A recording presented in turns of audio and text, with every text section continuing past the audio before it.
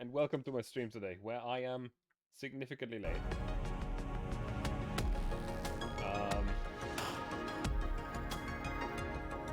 Yeah.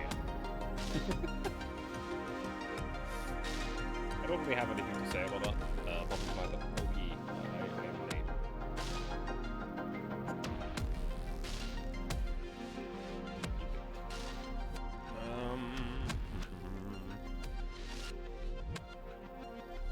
I'm finally getting back to Ghost Online after 2-3 weeks of not playing it. Took a short break from it.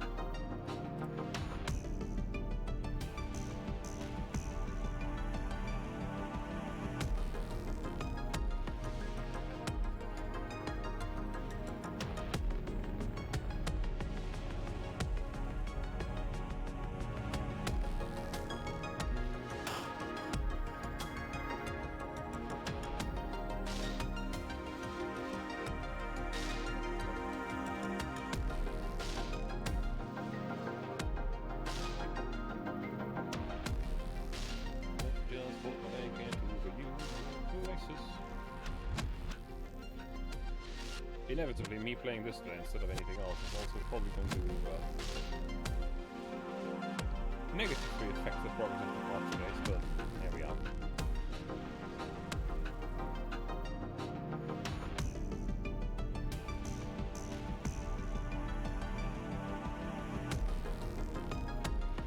Here and here.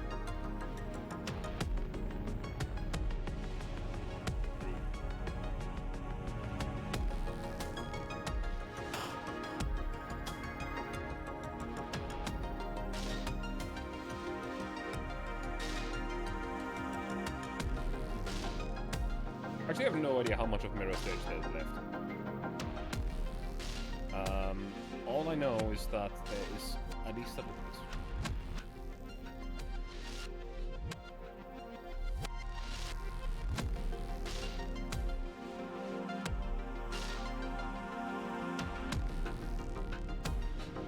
That is what I meant.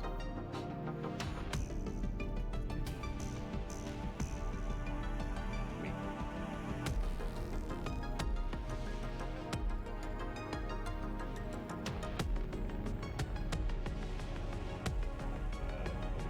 Calling it. Actually, no, this should be fine. Yeah.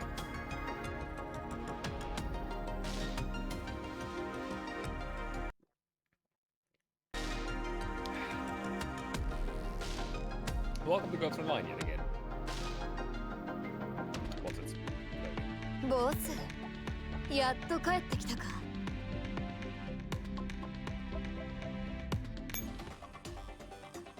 I'm gonna immediately jump in at Mirror Stage. The last event that I have not played through in its entirety. Right, there's plenty to go.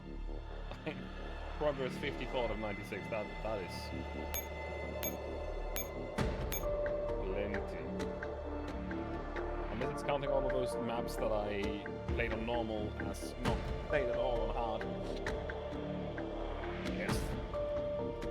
Lose.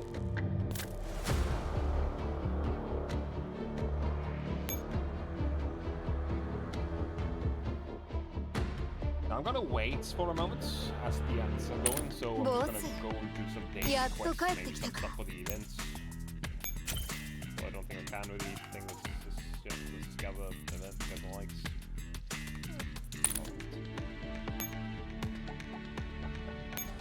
So let's just quickly do some random ass stuff as we wait for the ads to end. I hope everyone's doing alright today. I can also definitely tell that most people that have been arriving over the past few days probably don't expect me to play this kind of game, considering the fact that I was playing Tark 8 in a row.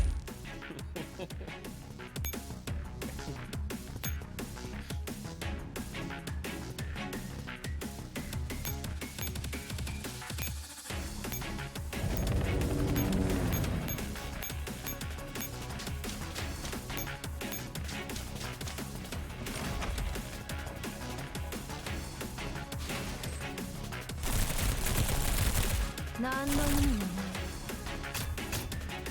勘違いするな本当の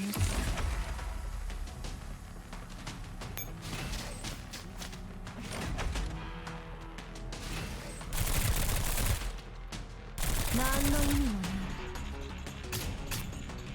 勝利の喜び私にはそんなもん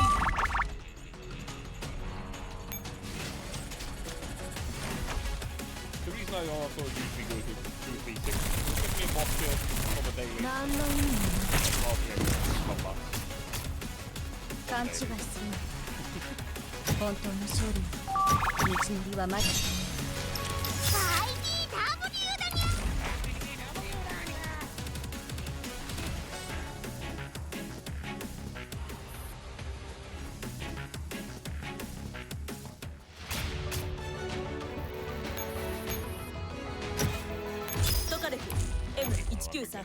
We have 45 seconds more of that. Is there anything else I can do in terms of that? Calibration, whatever, just a random thing. Calibrate it.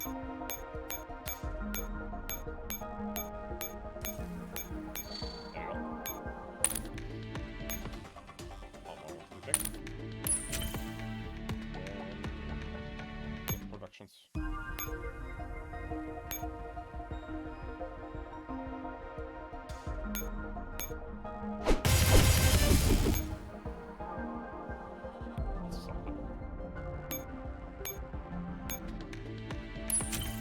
Well,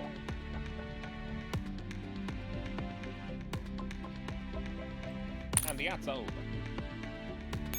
Now I'm gonna jump to middle stage for you.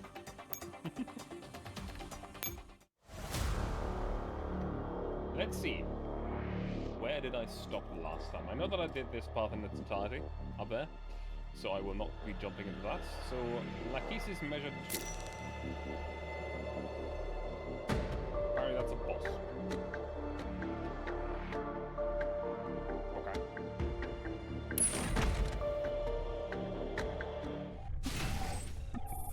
Under the Dawn's protection, the commander steps into Bone Stuff for the second time. It is much, much quieter than the previous visit. The streets are empty and there's nobody in sight.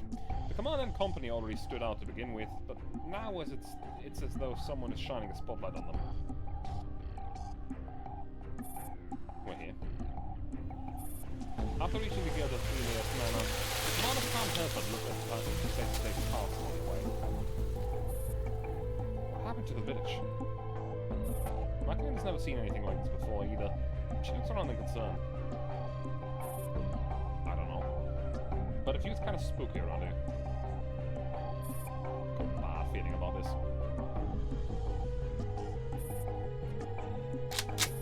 F-15 raises the gun and points it at the manor entrance.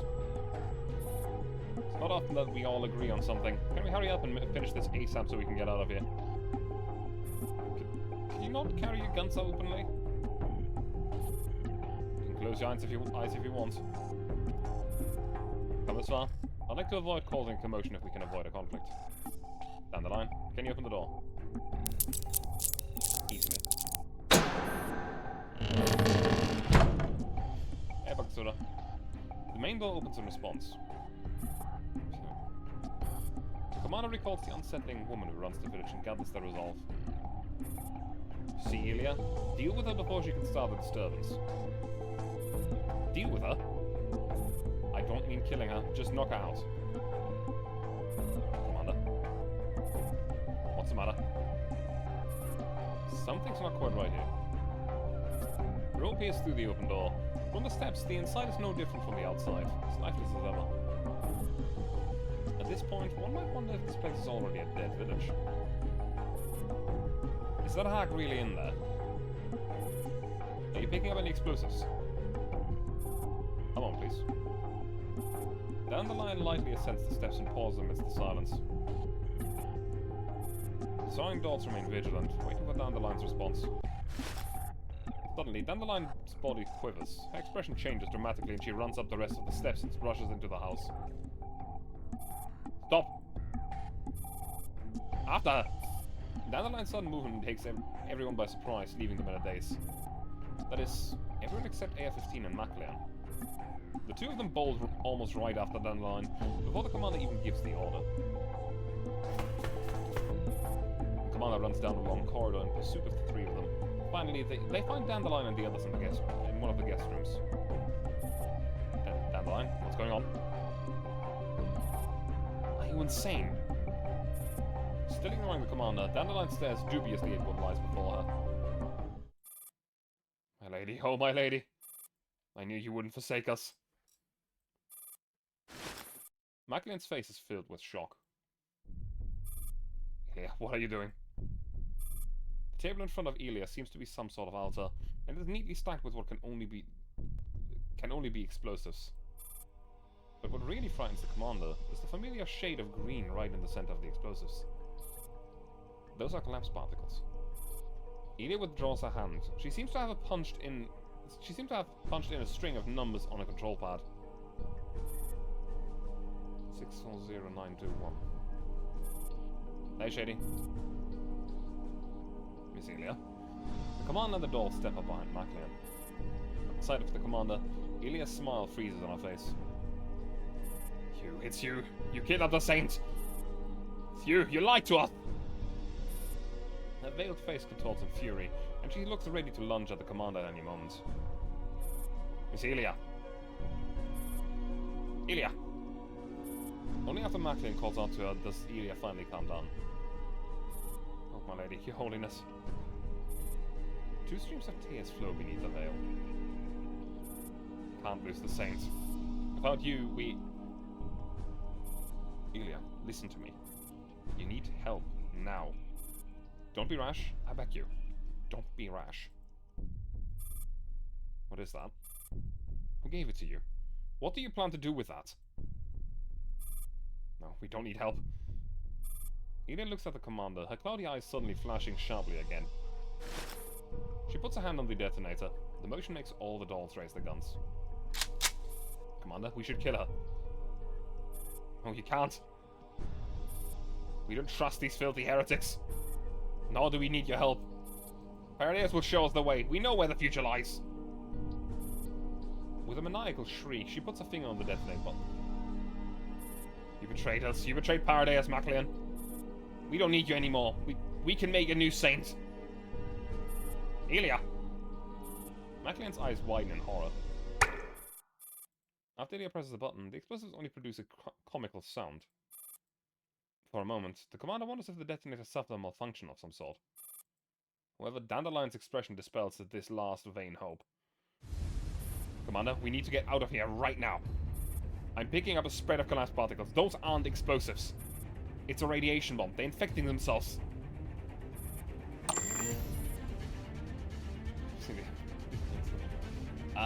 Unfortunately, in this case, no. We are the heretics. At least in their eyes. And they are trying to turn everyone into crystalline mutants. Yippee. Commander, Squad Griffin is reporting explosions in the village. All the villagers are carrying miniature bombs. They're killing themselves. Squad Griffin couldn't disarm all the devices in time. God damn it!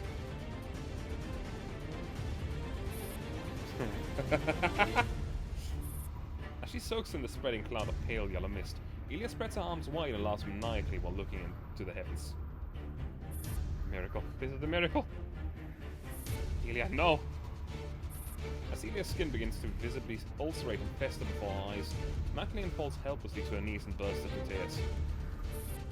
We don't have time, Maclean! Commander pulls Maclean up. We can still save the others. Shut up and run!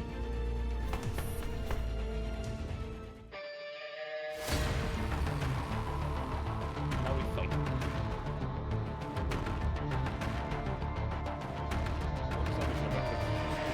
Only hope to open the gate and reach the tile, right? Finding this on the assault boxes. Okay, never mind. These are bombs. Yikes, okay.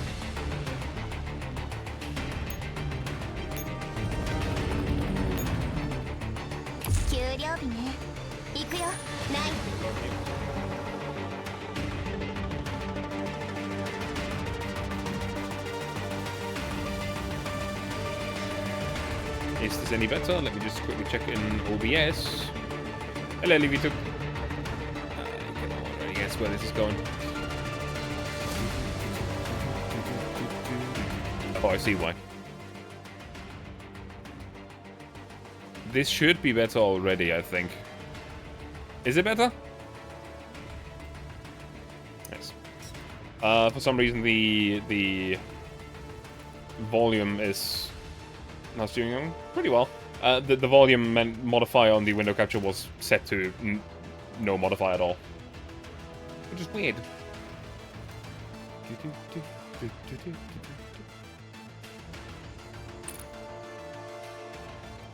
Okay, first of all, kill that one. This is the first time the command is encountered in the Yasuo's box. It will have to be defused by entering the correct code. Okay.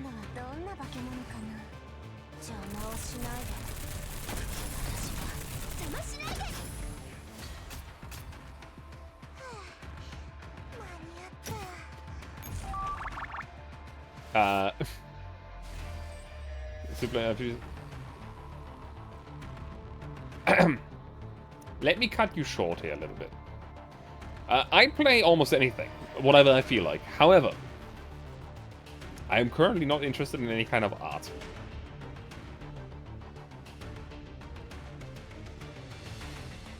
And recently I've been playing a lot of Tarkov, PvE, Hut Showdown, bit of Red Dead 2, just generally everything.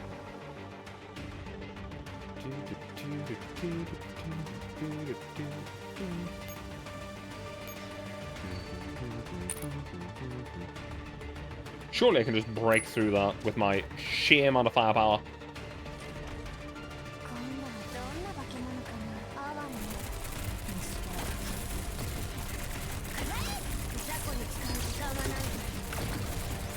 Squad 4-4 for the win.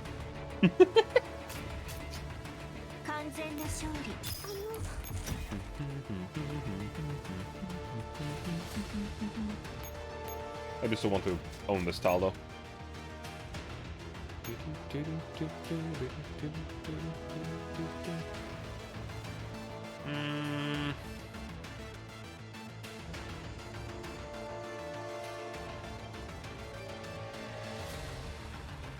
I'm gonna guess that I need to go all the way to the control terminal, and then this is essentially gonna be the supposed bomb that we need to defuse.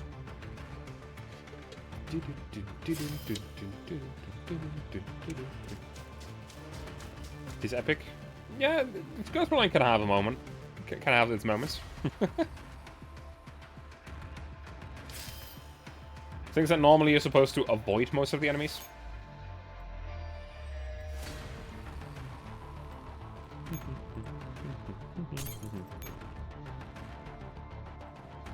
Breakthrough.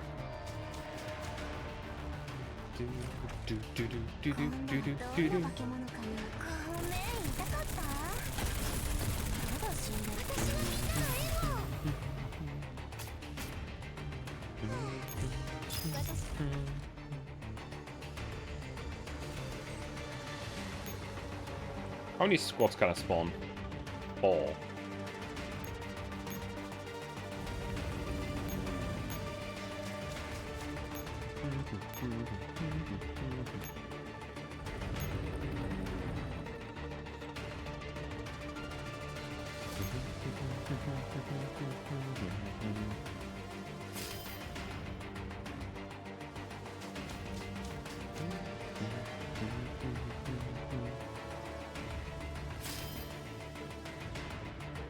Let's see.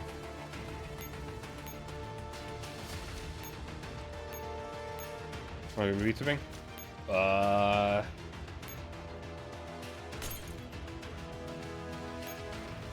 Good question. Like, oof. A good while, few years. I've been using an avatar for like 2-3 years. Before that, I've been streaming since 2015.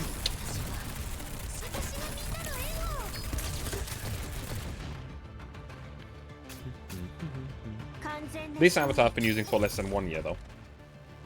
About 3/4 of a year. Actually, not even half a year. We're around about right now. Who did that? The model art is by Crimsy. And the rigging is by Kaivis. I hope that I have them actually. I think I have them marked on my stream page. Let me check that out.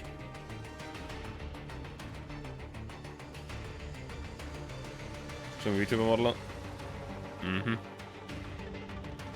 Well, as you can see, I can unfortunately not offer you any business, because I have one.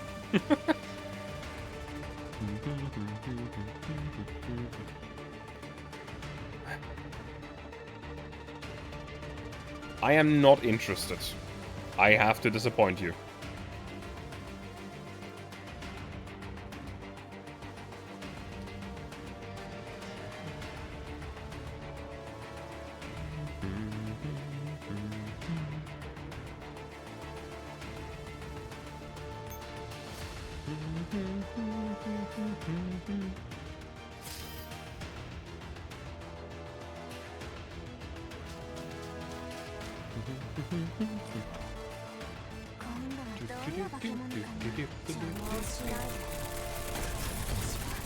Strongly the enemy. We're survivors. I really can't wait until Sleeper Weeple comes out on GFL2. Which will be in 2 days. 2 days that the Beeple gets released. Yeah, that's what I thought.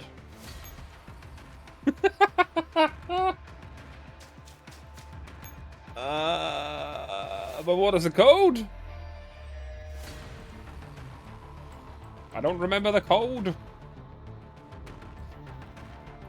I know which code it is because it was in the cutscene that we had before this. It was 640 something something something. Bleh.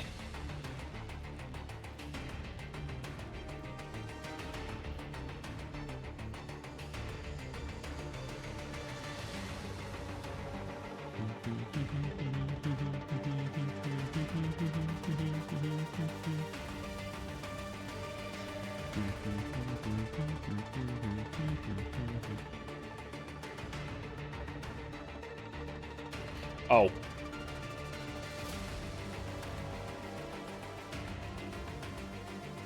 Could it possibly be this?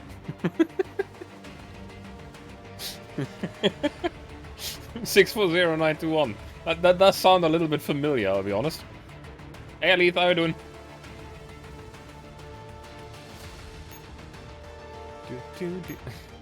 Hey, things are working today. How are you doing, Leith? Hope you're doing well.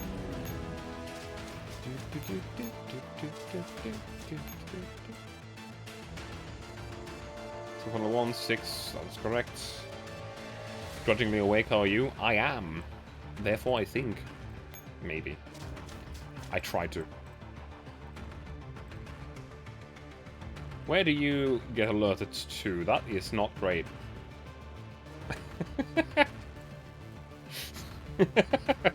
Thank you for the advance. Where is part 2? Paddle part 2 is done there. 6-4 is already punched in. Part 3 is here. 640 is what we need.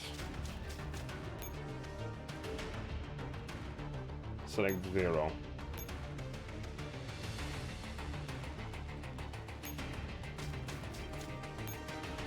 And we do not want to stand this way, because this thing does in fact have 690,000 strength.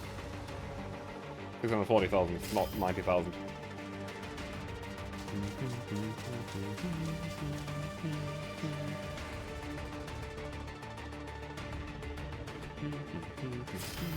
Dang. We do have passcode panel part 5, so we can punch in a 2 and a 1 here.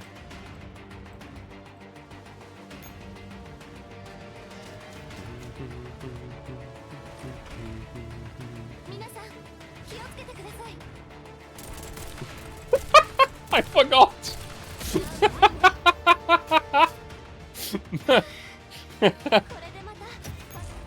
Okay, I know what code I'm gonna have to use the next time we get into combat. I forgot that the 1st of April, the April Fool's models are still in the game. So this should be a 2.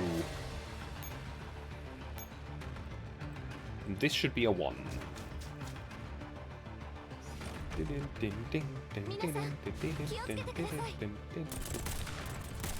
So we currently have a ferret.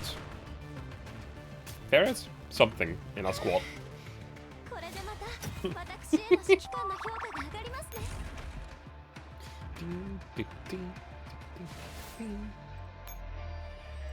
This needs to be 1. Now we need to move away from this tile. We're currently 2 away from that. So if I move over here...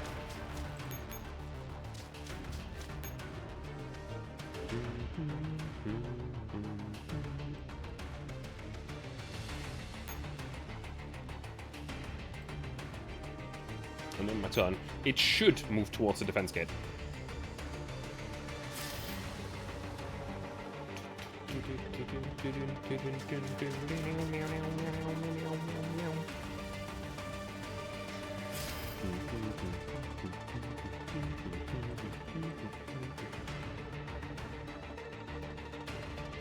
So now we need a 9. 9, 9, 9.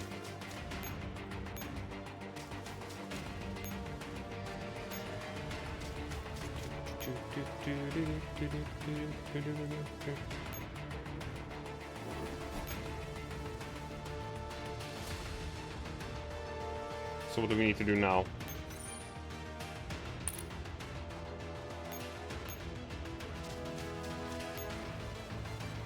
Close the box. We win! We disarmed the biological bomb. Yippee.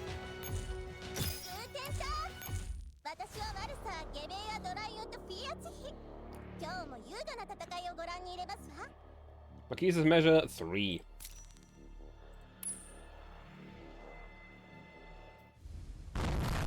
That's all just. Boom. A series of explosions go off throughout the village. In just 10 odd minutes, what had once been a quiet settlement has been transformed into a hellscape. Damn it. Commander, you need to get out of here right now. The collapsed particles are still spreading. I'm fine. How about Maclean? How is she? I'm watching her. Maclean is standing in the middle of the road, her lips trembling as her eyes reflect burst after burst of firelight. Oh, didn't you say there wouldn't be explosives here? I said that it would be very hard to cause meaningful damage to a wide open space with explosives. But these villagers use them on themselves. All insane. Commander, we disarmed another one, but... Squad Griffin drags the struggling villagers out of their home, but even though they survived the fate of being blown up, their exposed skin is starting to show signs of ulceration where it made contact with the air. Ah, there's too much to do. They're even putting up a fight. What's wrong with these people? Everyone. Maclean takes another couple of shaky steps forward, but her weak knees can't bear her weight anymore and she collapses to the ground. Maclean! Just then a familiar voice can be heard on the road. Oh. Don't fucking do that, game. Come on. My lady. Elsa! Maclean suddenly regains her strength and she climbs to her feet, stumbling as she heads over to the source of the voice. Lady, it hurts. Elsa, ah! Right now, Elsa's face is barely recognizable. The rapidly spreading eelid is tearing through her body, and her immune system has steadily transformed her tissues into rotten pus. Maclean does not cower or back away from her. Instead, she scoops Elsa up into her arms. You'll be fine. You'll be fine. I'm here. I'm right here. You'll be fine, Elsa. Are you crying, my lady? Are you hurt too? I'm not. I'm not. Magdalene's face is a mess of tears. She pulls up her sleeve and bites down on her hand. She doesn't feel the pain at all. The blood oozing out is still warm, and Magdalene smiles as she weeps, as though she's grasped a lifeline in a storm. She brings her wound up to Elsa's lips. Elsa, open your mouth. Open your mouth. You'll be alright. You'll be alright. My lady. Elsa obediently sucks at Magdalene's wound, but she grows weaker and weaker. Don't speak. Don't speak, Elsa. Hurry up and drink. Lady. Elsa smiles through her tears. She stops sucking and the voice grows faint. Hurry, get out of here. The body and arms grow slightly heavier. Magdalene can clearly feel the warmth leaving Elsa. Magdalene. The commander watches but does not know what to say. All they can do is stand quietly behind her.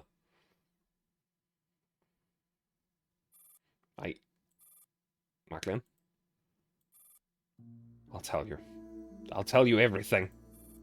I'll tell you everything you want to know. The voice suddenly turns hysterical. Her hoarse throat cannot take all the sudden shouting, and she lapses into a fit of violent coughs. I'll take you there. Use my blood, we can make an antidote, we'll go now! She rises from the ground, still carrying Elsa's body. Wait. Over here, this way. Wait! Don't try and stop me! Magdalene shouts at the commander with such anger that even she is taken aback.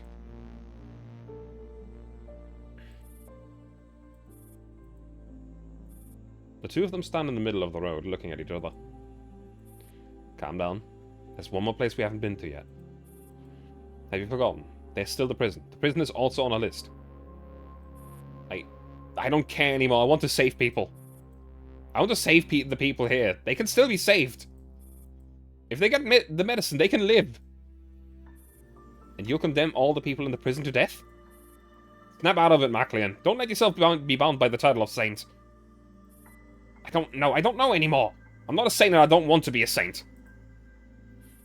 Don't forget what you set out to do. What I set out to do. Didn't you want to save people? You want to save people, right? I'll help you do that. In fact, I'm helping you do that right now. You can save all these people. But even if the people in the prison have nothing to do with you, they're still people. They're the same as you. The same. Commander, we've confirmed all the survivors. We need to move them ASAP. They won't last 5 minutes exposed to the air here. Get them into the truck. Colibri, contact the government. We need support right now. On it. Magdalene watches dumbly as the commander gives orders to the dolls. At this moment, the side of the commander's back seems more sturdy and indomitable than the quarantine wall in Magdalene's eyes. Robin, have you thought things through? I trust you. I believe you. You asked me to trust you, so I'm staking my life on you. She cradles Elsa in her arms. Even though her face is already blistered and ruined where the spreading mist touched her, her expression remains serene. Though her last moments were spent in agony, she still seems to be at peace. Perhaps that's because those moments were spent with the person she held most dear. First we'll go to the prison, then we'll make the medicine. I can give you all the medicine, even my life. Robin, we can save a lot of people. Yes, that's right. Together we can. The commander takes a deep breath and coughs uncontrollably. Fall back.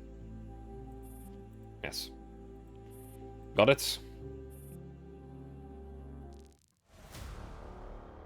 Yeah, welcome to Girls Online. For the people that don't know the games, congrats.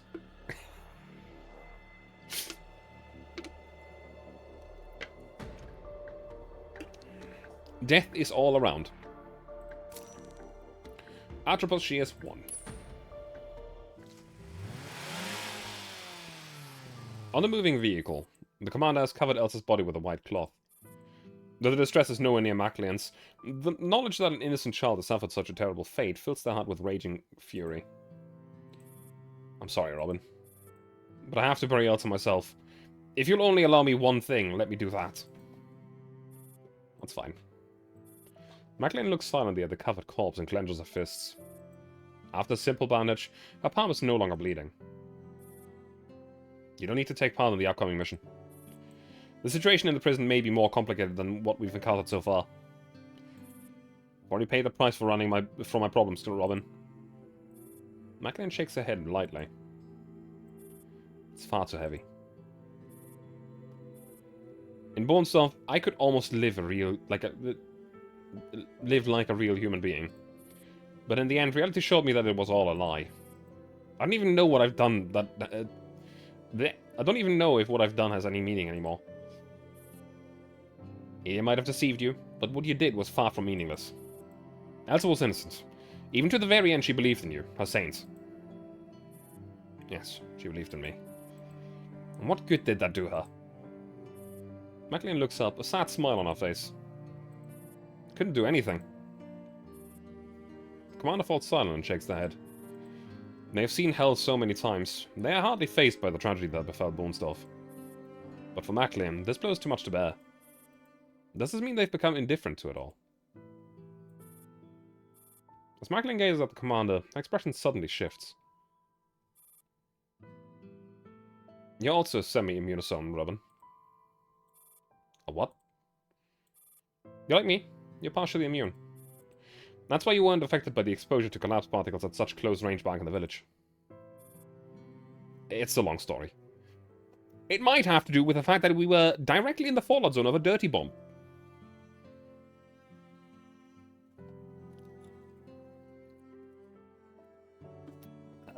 Maybe not.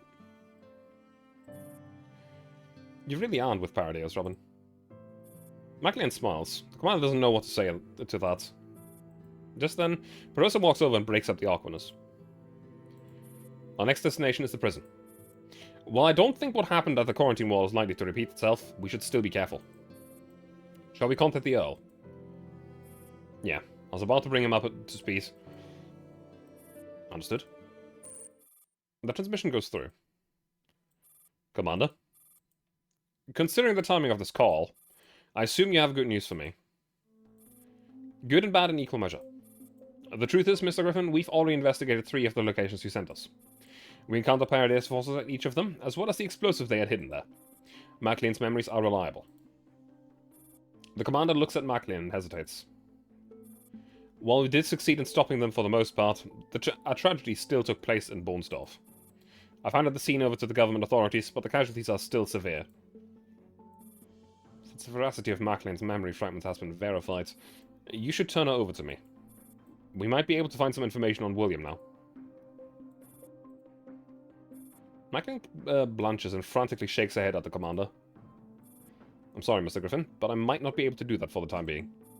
Our mission is at a critical phase and we still need Macklin's assistance.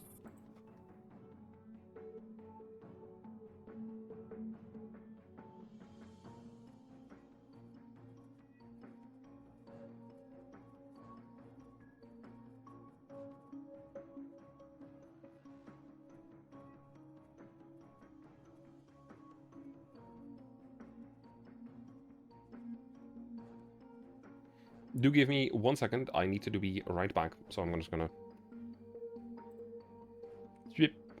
1 moment, please.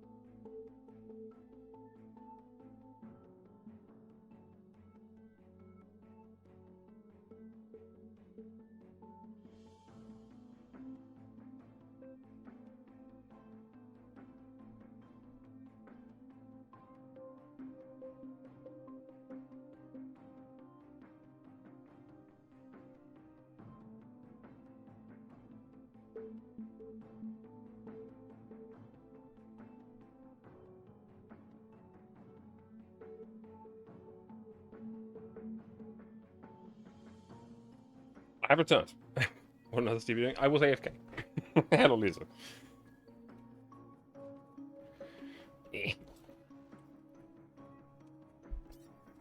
Me. Hi, the flu.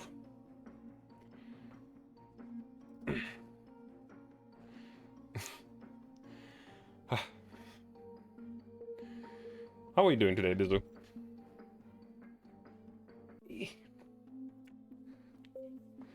Just had to replace a light bulb.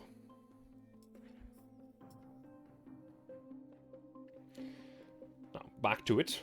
Once we take care of Paradeus, we can further analyze Maclean's memory fragments. I see no problem with your decision. Do you have anything else to report? Just woke up from a 2 nap, so I'm good. I don't know, whenever I wake up from a 1 or 2 hour nap, I question what year it is. Like, a longer sleep is fine, a shorter sleep is also fine, but 1 or 2 hours and it's just... bleh.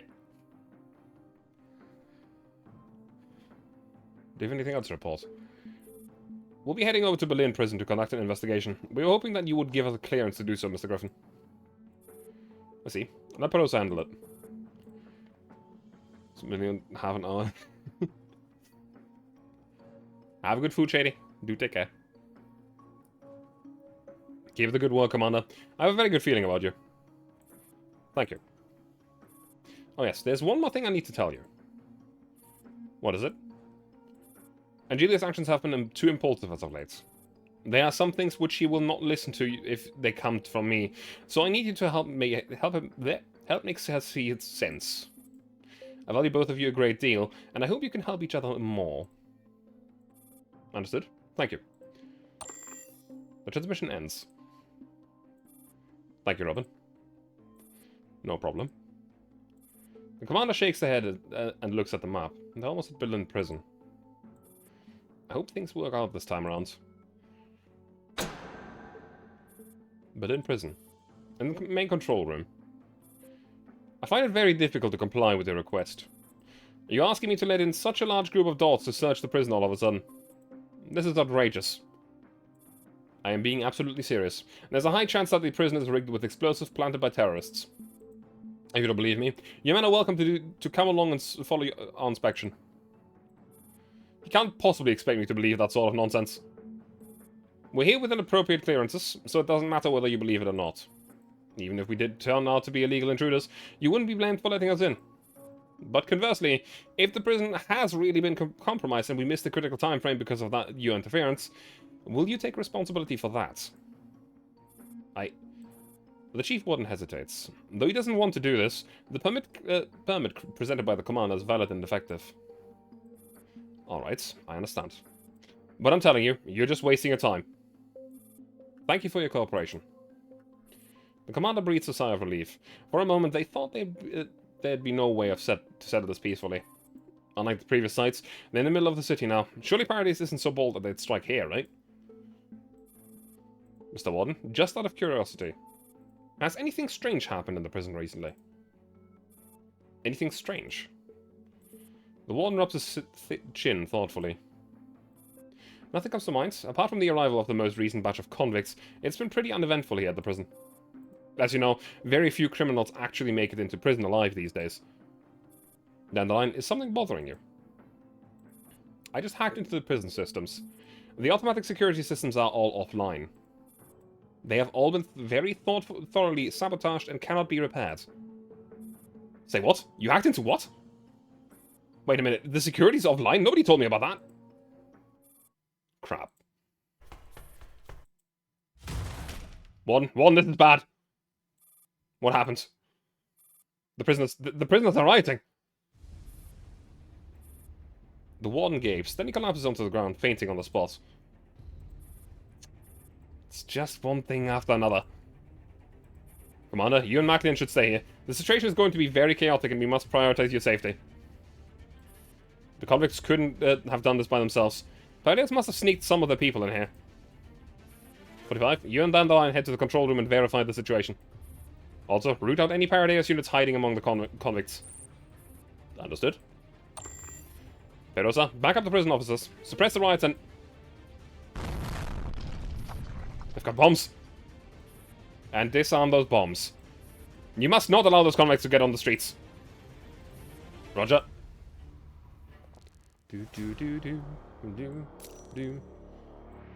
Atropos is 2.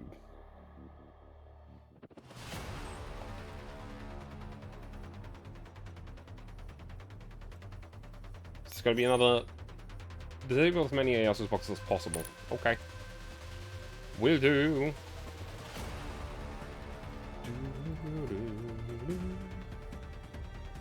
I need to know.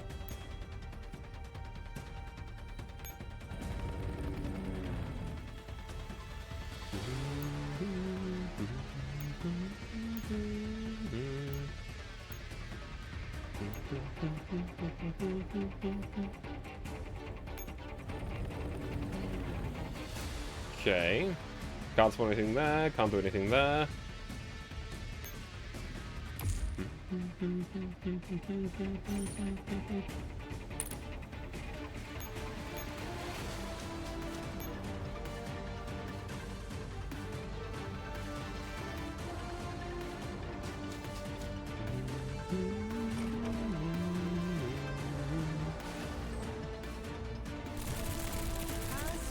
Good.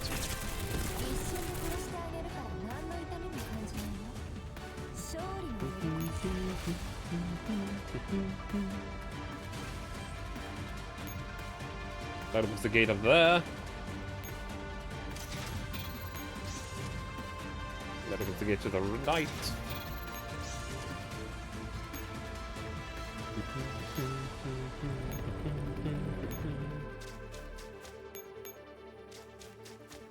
Take one step here.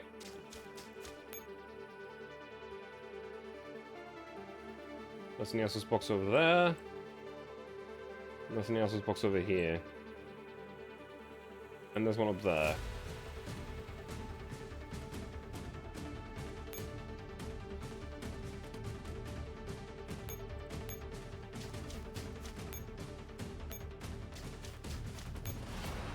Switch to these two. Let's disable this one first.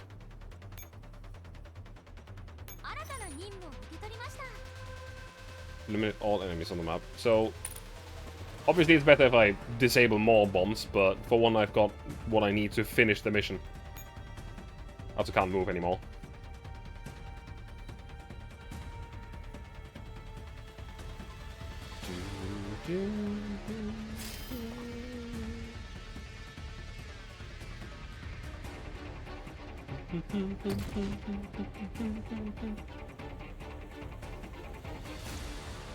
Unless they're just blowing up now. Yeah, they're just blowing up now.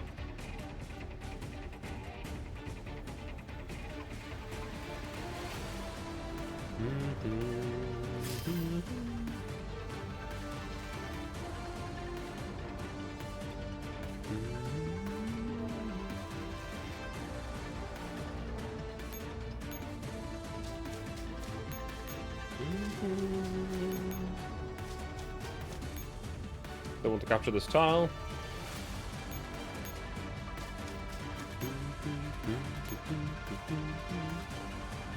Can spawn up to 5 squats.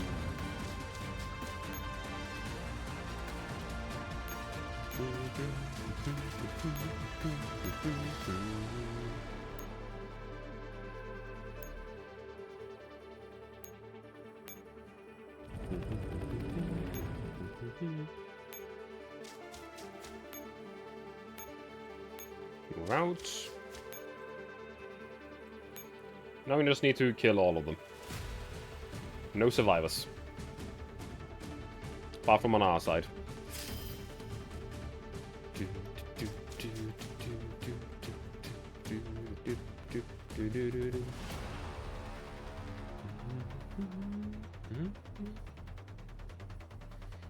All of the prison guards are slowly healing themselves. Yippee. There's still way too weak to defeat any of the enemies.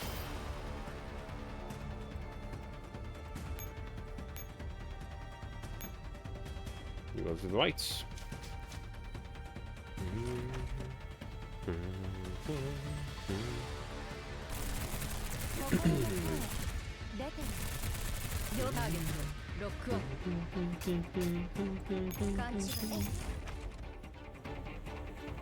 I believe this is also the prison that you actually go back to in a different event later.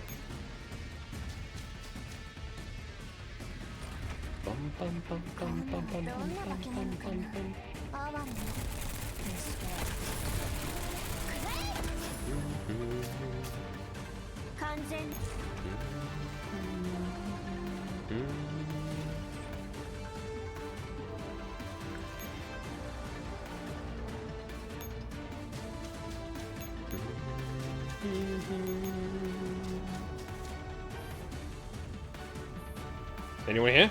Fedorov? Fedorov walks into a cell. What? Kolev, get him! Where do you think you're going? No, no, stay away from me! I hate white-haired women. Is he a convict? Looks like it. Let's take a look at his name tag. Powell.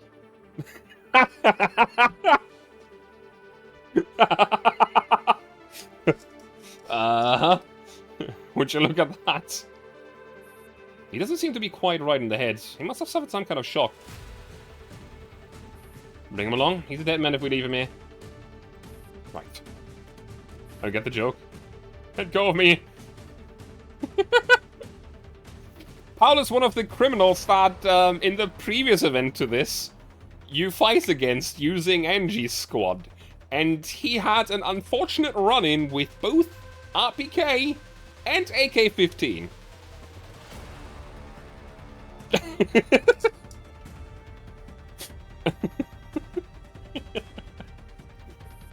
Ah.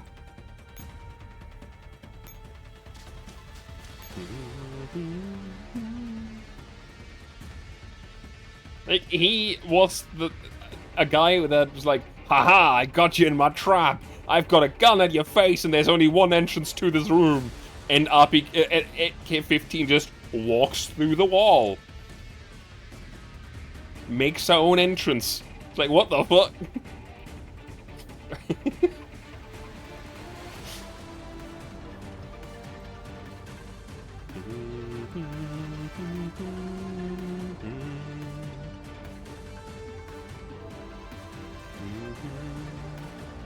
You should go. Actually, you can probably stay there. I know there is a connection. You go there. And you go here. You charge. Execute plan.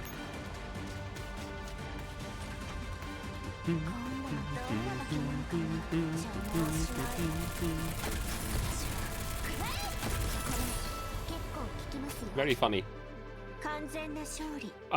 Angie also visited him in prison before this again.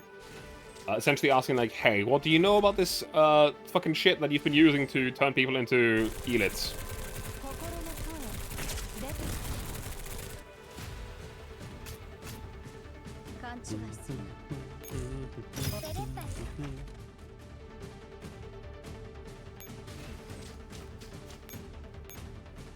Now the strongest squad makes their way out.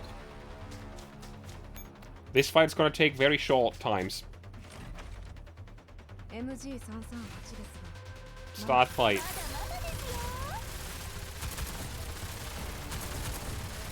Hey, look, they're all dead. This squad doesn't need no gimmicks. It's just a fuck ton of bullets. You can actually stand right there. You can actually kill that one up there.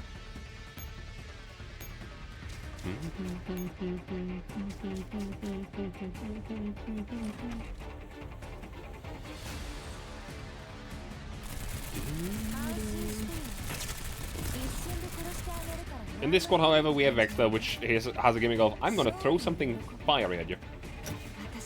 I really can't wait until VV gets released on 2 as well.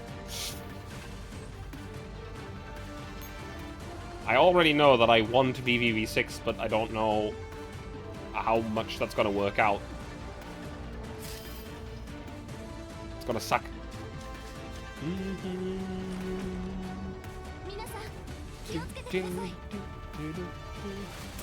The ferret will never not be funny to me.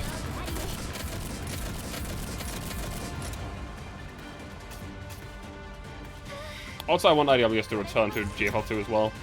Though she had absolutely zero story relevance in 1. As far as I'm aware. Like, absolutely nothing.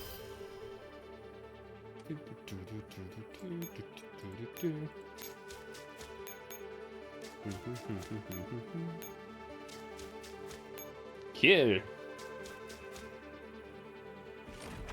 Making house visits with machine guns in tow.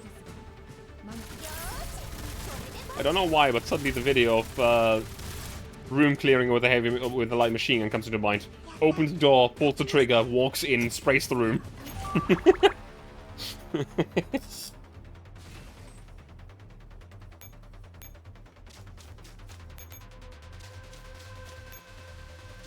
Kill.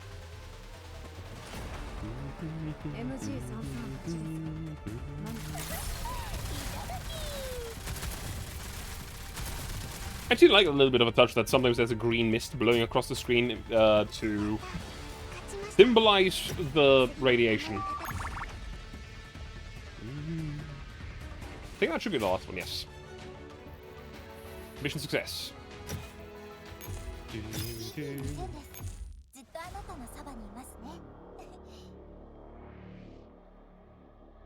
Arthropod Shears 3.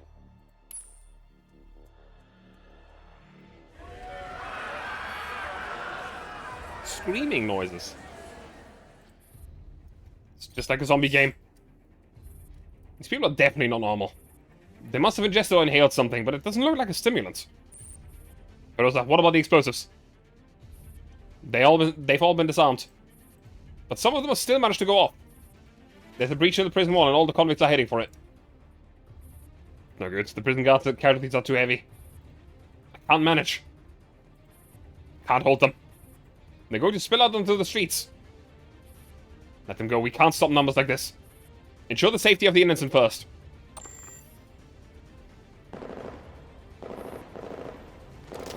What if I shoot the last Paradise unit standing and changes the magazine with practiced ease?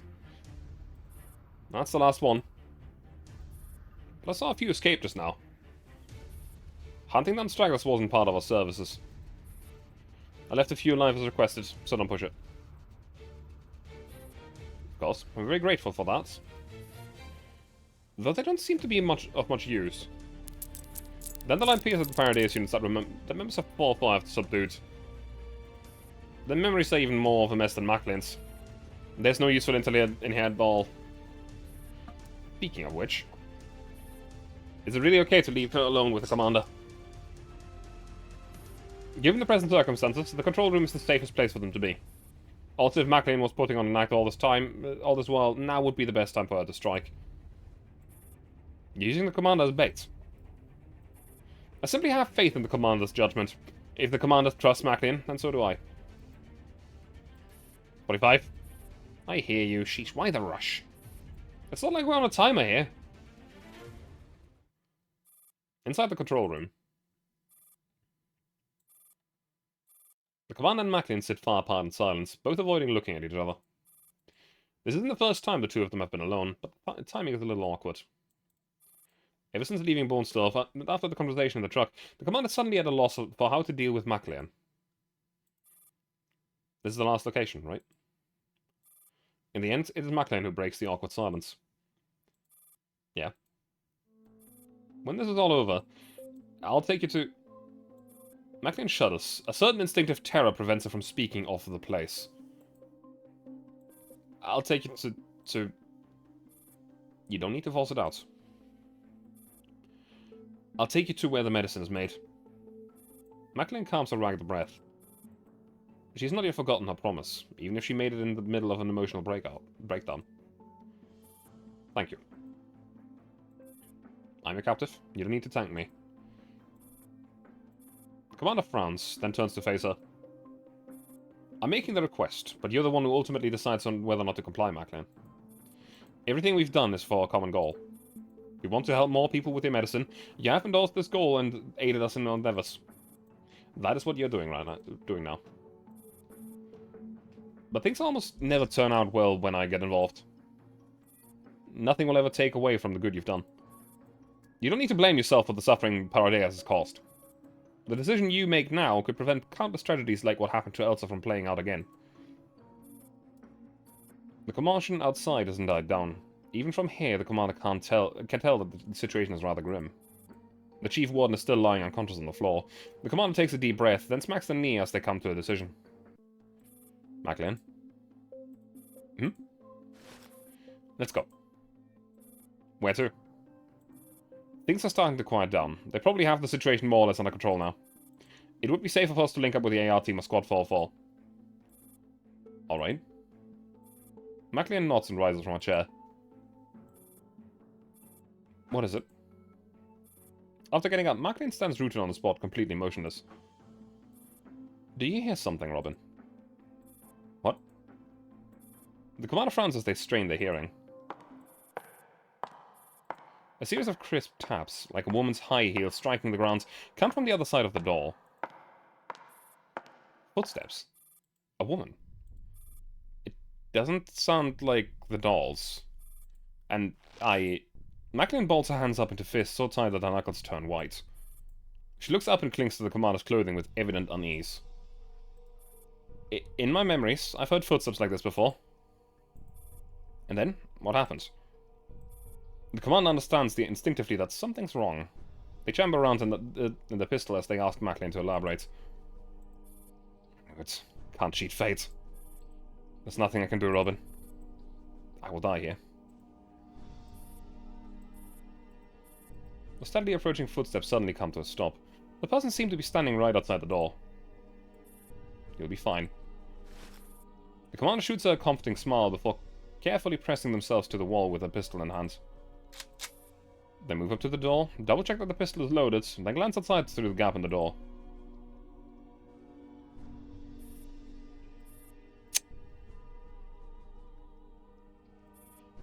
It's one of the infected. One of the prison staff, by the look of it. They will say heals that produced the footsteps they just heard. At least the commander can still make out that she's female. Robin? Wait. Be quiet. Commander shoots Maclean a glance to warn her not to speak, but seeing the despair on her face, the commander takes a deep breath and puts her hand on the door handle. Not today, Maclean. Not today. I was not present in all your visions of the future. But here I am, so it doesn't match up. The commander savagely kicks the door open, and before the elite can react, the commander already has her head in the sights. A spray of blood explodes from her head. The commander can hear the crisp sound of bullets striking bone. Just to be extra thorough, the commander fires 2 more shots and drops the elite's stinking body to the ground. Tango down. This is immediately followed by more intense footsteps coming from the end of the corridor. Robin? Wait, don't panic. UMP-45 emerges from around the corner in a tactical roll, and also pointed squarely at the commander. What the heck? I thought you were dead. Seeing that the person still standing is her employer, she quickly lowers a gun. Commander? Are you alright? Dandelion strolls out casually from behind. As she greets the commander, her gaze falls on Maclean. Ah. I missed the timing to snooze the ad.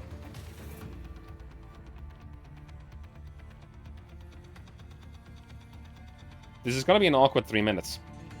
Either I continue reading like nothing happened, which would kind of suck for the people that don't know this, or I wait. I think I'll wait.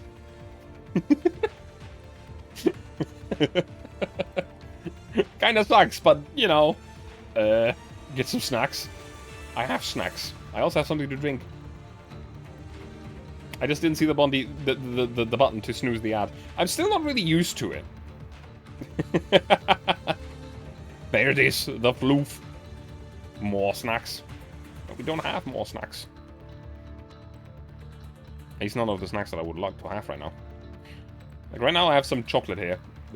Milka chocolate and biscuit. Skill issue.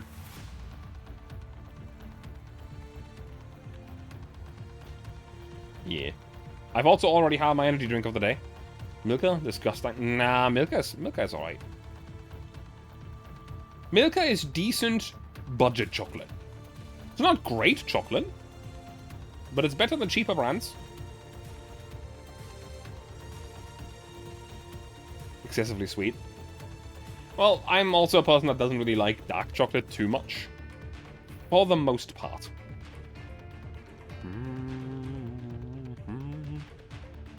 I will say like that I like Ritter Sport more than Milka. But Ritter Sport is also usually more expensive.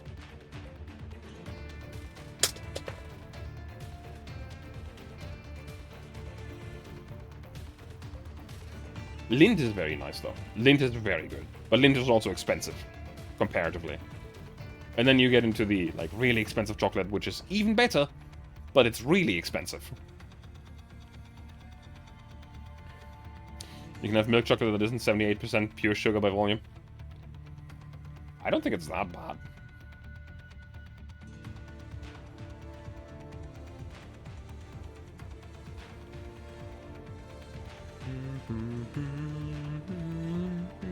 Also, I do have a sweet tooth. While also liking spicy stuff and also liking salty snacks.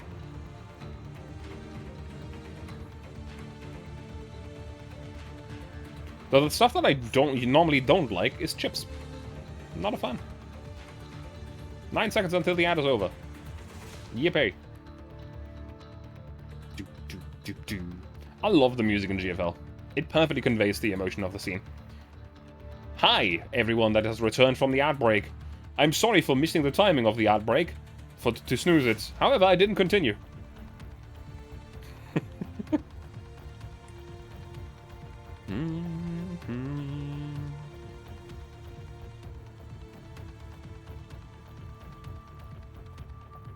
Dandelion strolls out casually from behind. As she greets the commander, her gaze falls on Maclean. I'm fine. The commander also breathes a sigh of relief at the arrival of Squad 4-4. Just as the best milk chocolate? I don't know. I almost forgot you had actually undergone training. Want to go around with me one of these days if we have the chance? I'm fairly confident in my skills. If you can pay, I don't mind having some fun with you. Okay, 45. You're putting your own medical bill, so... Never mind then. Maclean walks out from inside the room and peers down at the eland on the ground. You did it, Robin. You survived. It's not as big a deal as you make it out to be, Maclean. I told you already, these are small potatoes. Maclean seems a bit dazed. The commander turns around and leaves her to her thoughts. Dandelion, what's the status of the prison? We've purged the Paradise infiltrators, but we couldn't fully suppress the rioting convicts. The AR team and Squad Griffin had the hands full just protecting the wardens. Not to mention Paradise has released some kind of low-dosage radiation gas here. We had no choice but to let the convicts escape onto the streets. The rest will be a problem for the local authorities. Commander punches the wall in anger. The mission can hardly be considered a success, and collapsed particles again. Just how many does Paradise have, anyway? Maclean's medicine may be a lot more valuable and important than they originally thought. Just then the commander's communicator rings. Hello, Commander? Are you there? Our boss wants to talk to you. RPK, is Angie looking for me? I'm currently... Commander? Angie? Good afternoon, Commander. How are things on your end? The Commander eyes the corpse on the ground and snorts. Going well, I guess. We just found a lead. How about you? I'm getting by. Actually, I have a favor to ask you. Why so formal? Just ask. Morido, that Naito, is she still with you?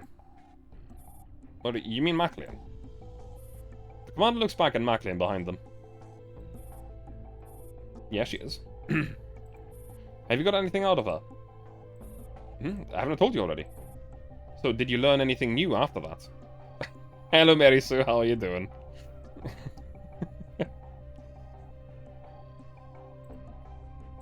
Nothing worth mentioning for the moment. At least nothing worth bothering you over. You need to pick up the pace. I've told you before, Morido is very crafty.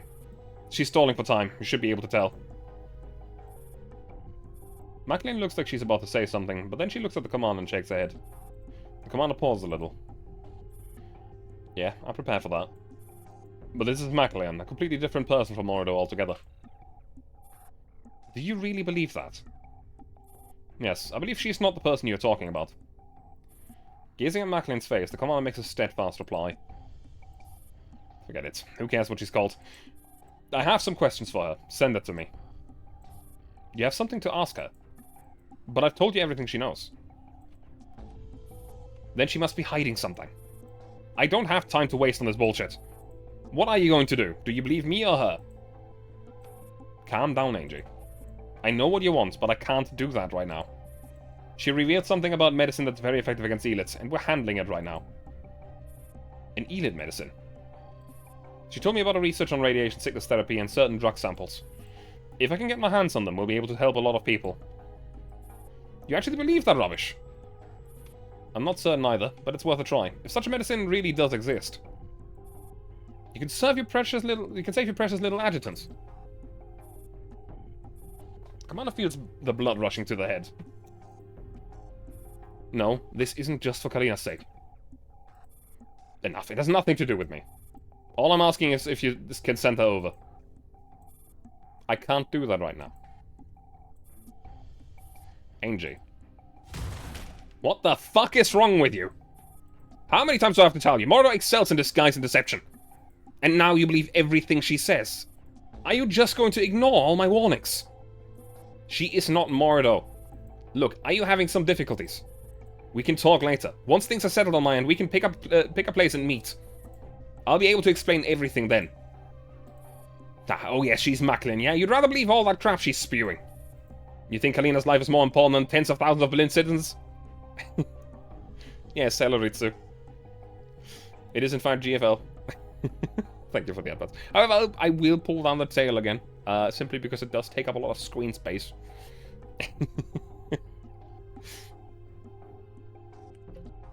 I do in fact love GFL. Always have and probably always will. Screen space. Yes. Favorite 30 pages of crying and suffering. This is the only event that is available or has been available on the EN service that I have not played through yet. 30 pages in A4. Yep. Are you out of your damn mind? I'm not.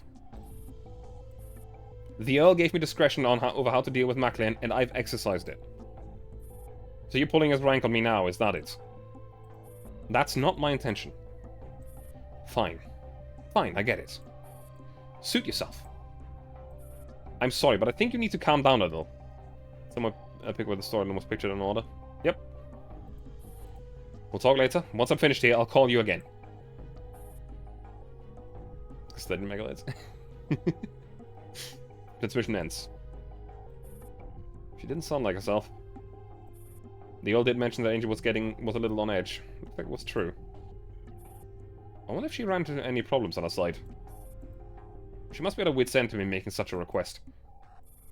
This is Angel we're talking about. Don't underestimate her. Once we settle things here, I'll go have a chat with her. The commander turns around to address Maclean, only to find that she's also just about to speak. Robin. About Morido. I know, you're not the same person. But she was right. Morido is very devious and calculating. She would disguise herself, insert herself close to you, and wait for the right moment to strike. That is definitely something she's capable of. But I trust you. You're just an ordinary person who wants to do good. Maclean claps her hands. She seems to have made up her mind. I trust you too, Robin. I have a set of coordinates for you. Coordinates? Looking at Maclean, the commander comes to a realization.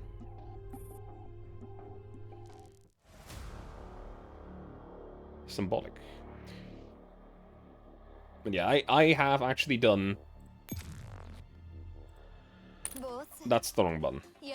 Actually, no, that was the right button. I've done all of this. I have done Point Carry Currents. I've done all of the events following this. I am really just waiting for the last 2 events to wrap up the story. And honestly, it really is dawning on me that multiple years of me playing this game and going through the story is really just gonna come to an end very soon. It's a time. It certainly is a time. Reason my buddy Hub on GFL 2 and I had to describe him GFL and Neuralink law. I have been with this game for a very long time. Like, a very long time, as you can see with a user ID of 4 digits. 1034. Halloween from us? Nice. Yes. Like, I have been... Yes. I'm currently in the way, however I can press this button and maybe I can see it. Yeah.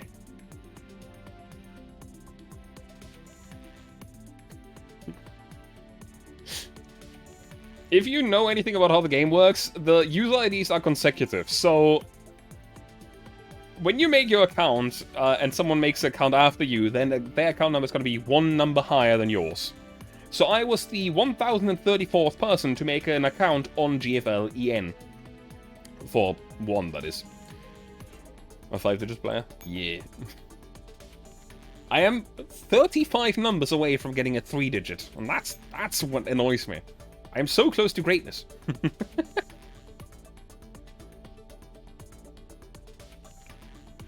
So close. So close. Also, a recent thing has broken some of my screens. Like, Chi is not supposed to be this big on the screen.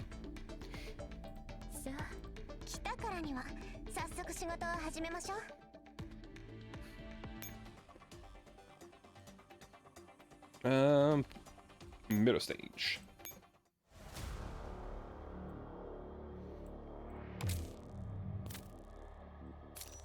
The symbolic. Oh, this is the farm map, isn't it?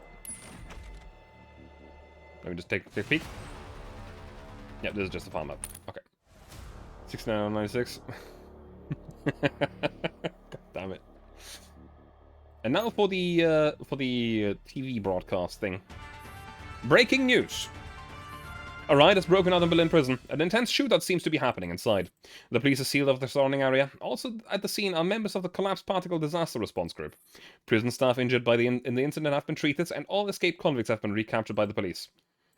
In a statement issued by the police, they claim that the prison riot has been curbed, but out of safety concerns, citizens are advised to avoid going out during nighttime to avoid any accidents. The police also urge citizens to seek help by calling the emergency hotline if they notice suspicious persons near their residence. This prison riot is yet another violent incident following the altercations in the streets that poses serious safety risk to all civilians. Now we move on to Chapter 4.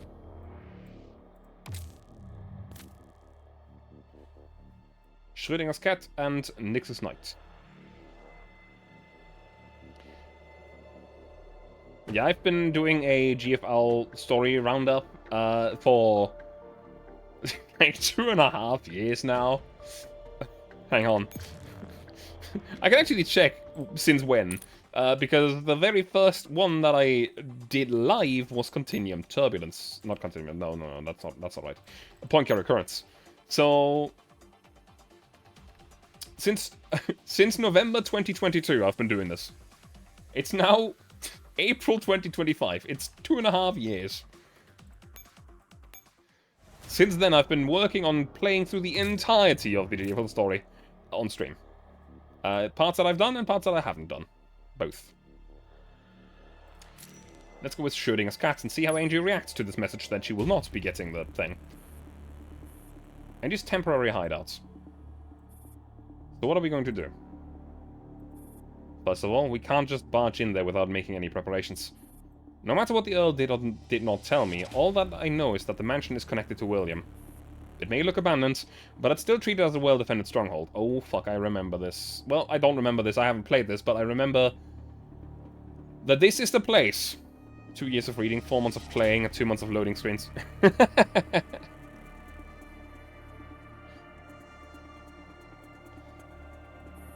I can contact my subordinates.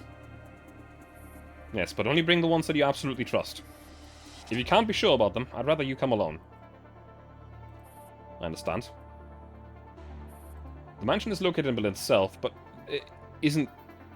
but in a rather remote, wealthy suburb. It's not densely populated, and the area is very safe and peaceful.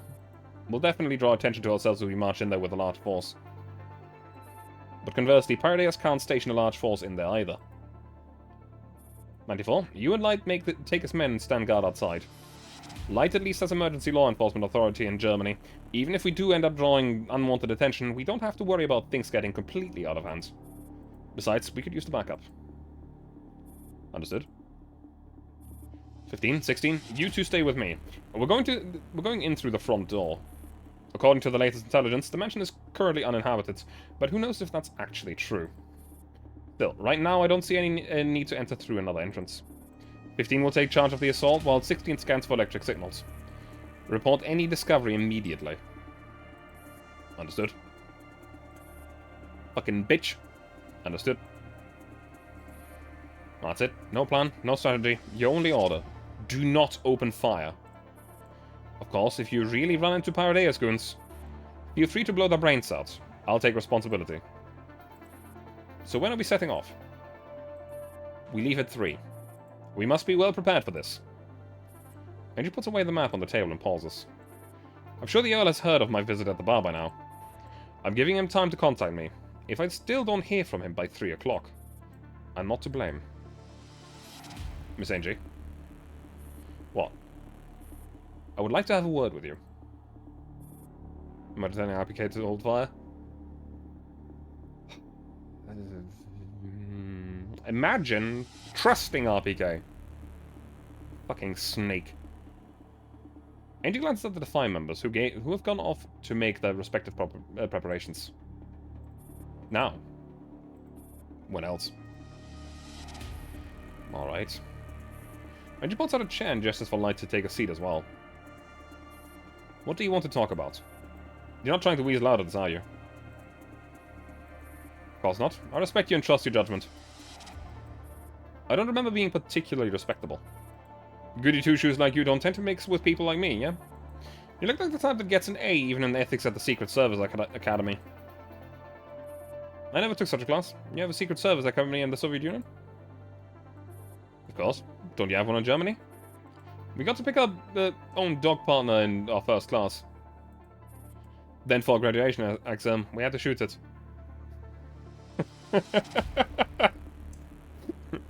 By the way, the reason that I'm laughing is not because of the thing that she's saying, but because this is in fact a reference to Kingsman.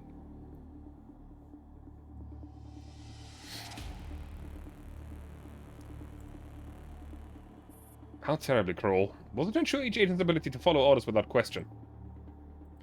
I think the instructor just preferred cats. Are you pulling my leg? Isn't it obvious? Please stop teasing me. I could really use your advice about something important. Go on then. I'll try my best to, if it's something I can help you out with. But don't get your hopes up. Like I said, I'm no role model. I don't even know what I've done for you to think so highly of me.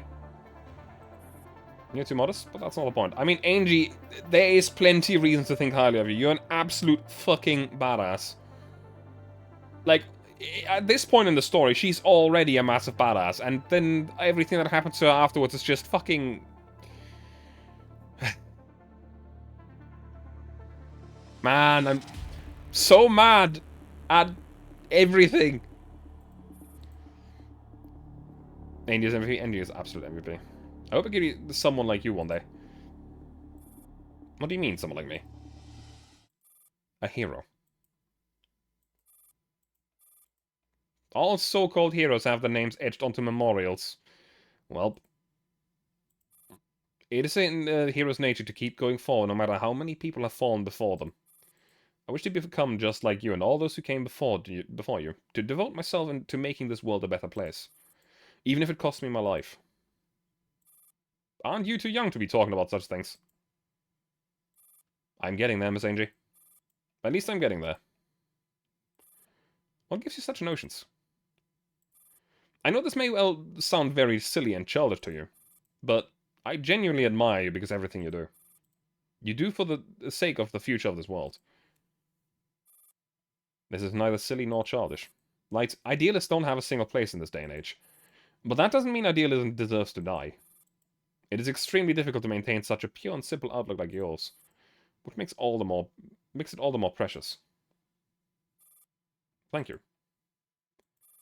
So this is what you need my advice for. Doesn't seem like it to me.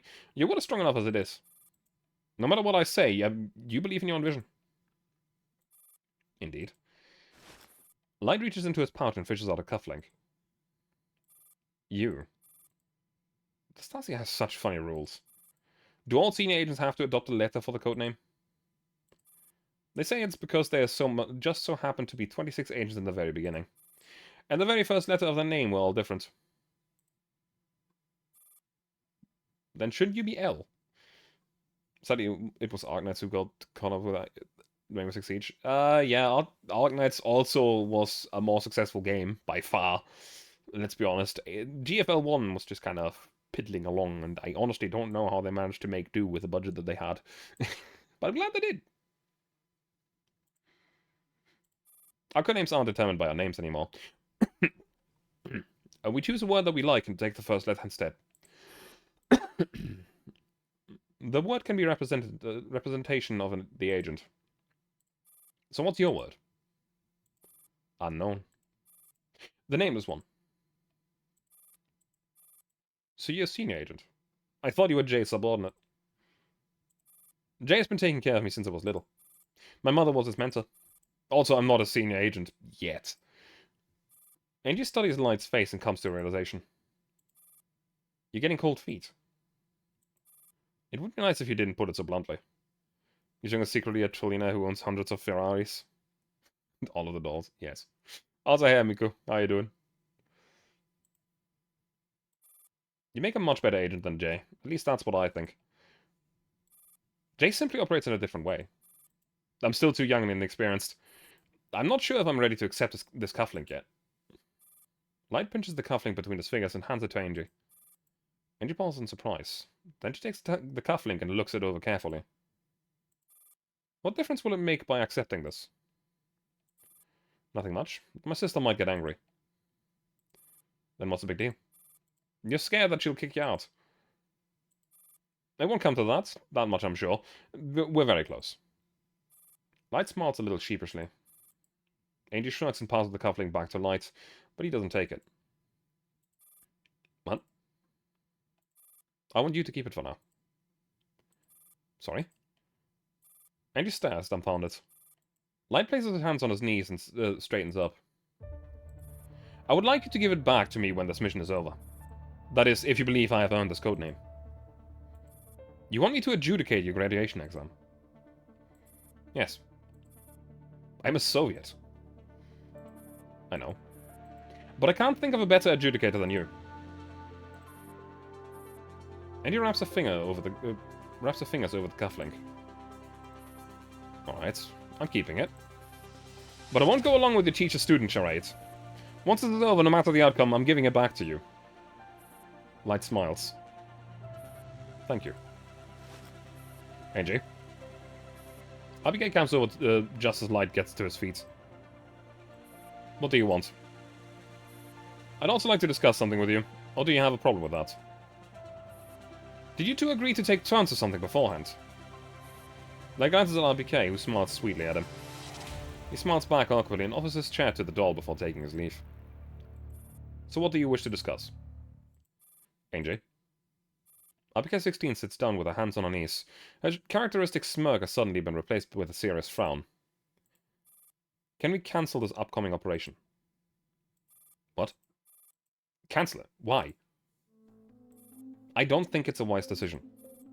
You should at least discuss it with HQ and the Neo-Soviet Union. I've tried to contact old Misha, but he didn't respond. I'm not even certain if he received my message. Don't you think you should wait? You think I have the luxury to wait? Besides, if the old Misha is silent, what do you think he's doing? Big shots like them have no time for us. We have to rely on ourselves. Since when were you so cautious? I don't know. Maybe it's because of the change of perspective. The 12 also have to consider so many things. Huh. I used to find the two of you to be quite similar. But while she was in your position, her only consideration would be how to carry out my order. Now that not what the stabilizing factors they are with my orders. That's just like 12. Everyone has absolute faith in her. 15 might be the only exception. 15 is just jealous of 12. Though even she herself isn't aware of that. Back to the subject.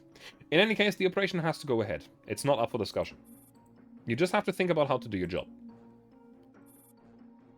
Abigail 16 closes her eyes and finally reopens them. Alright, I understand. Good, it's almost time. Mindy stands up, ending the conversation with RPK. Let's go. Okay.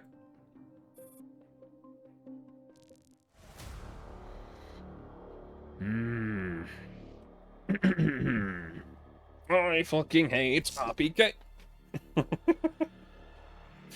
Fucking bitch. Remembrance. Stop hating. No. No, I won't. As I said, I know the story going forward. All the way until the latest event.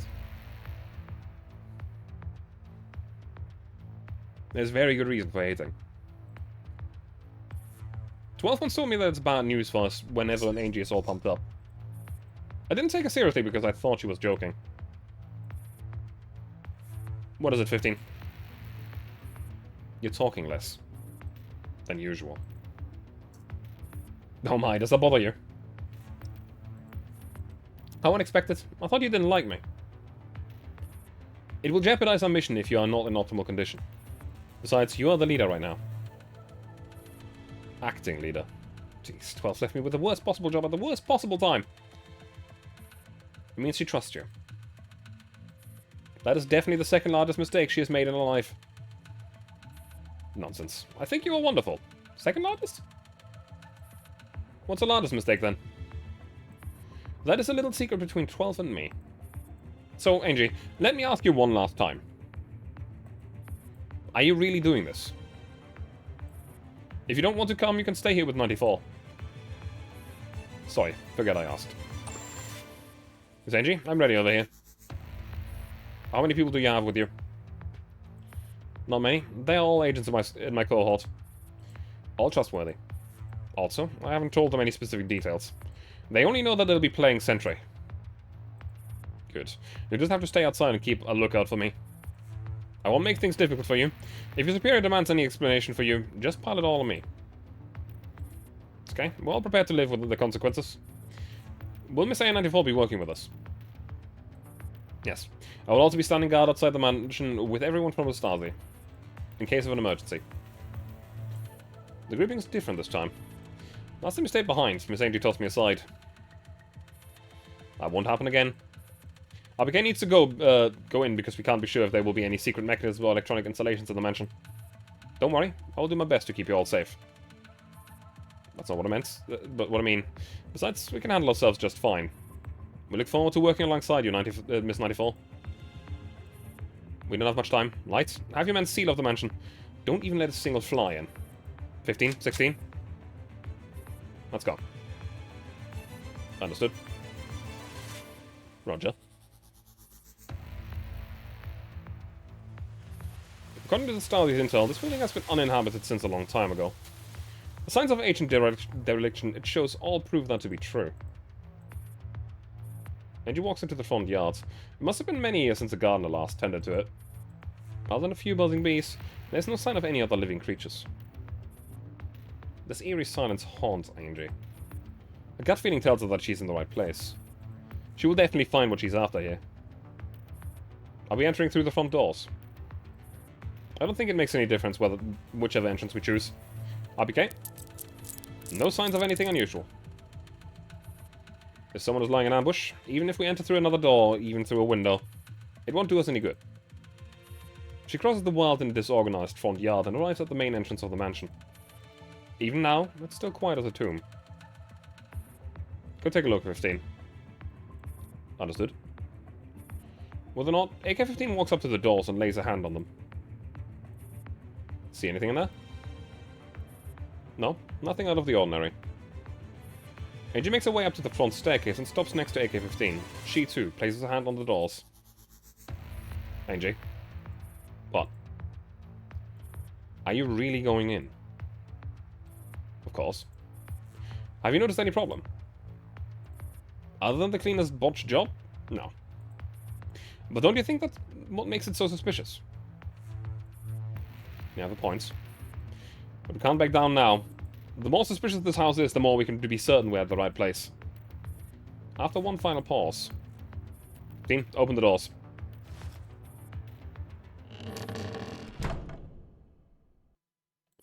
AK-15 gives a powerful shove, and the doors out of the mansion swing open.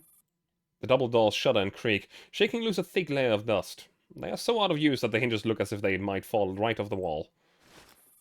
Angie holds a pistol and slowly enters. In the gloomy foyer, there is no sound other than the trio's echoing footsteps. It's pretty big inside. It will certainly take a while to look through this place. Considering the covert nature of this mission, I think we should minimize the time we spend in here. Got any suggestions? 15, you take the east wing. Angie and I will check the west wing. Keep checking periodically and notify us immediately if you find anything. How does that sound? I have no objections. Sounds reasonable. Let's do that. AK-15 nods and slings her rifle onto her back. What's the matter? Nothing. She gives RPK one last look before heading off to the right. Shall we go too, Angie? Angie nods and takes the lead as they turn left. The two of them walk on, heading deeper into the mansion.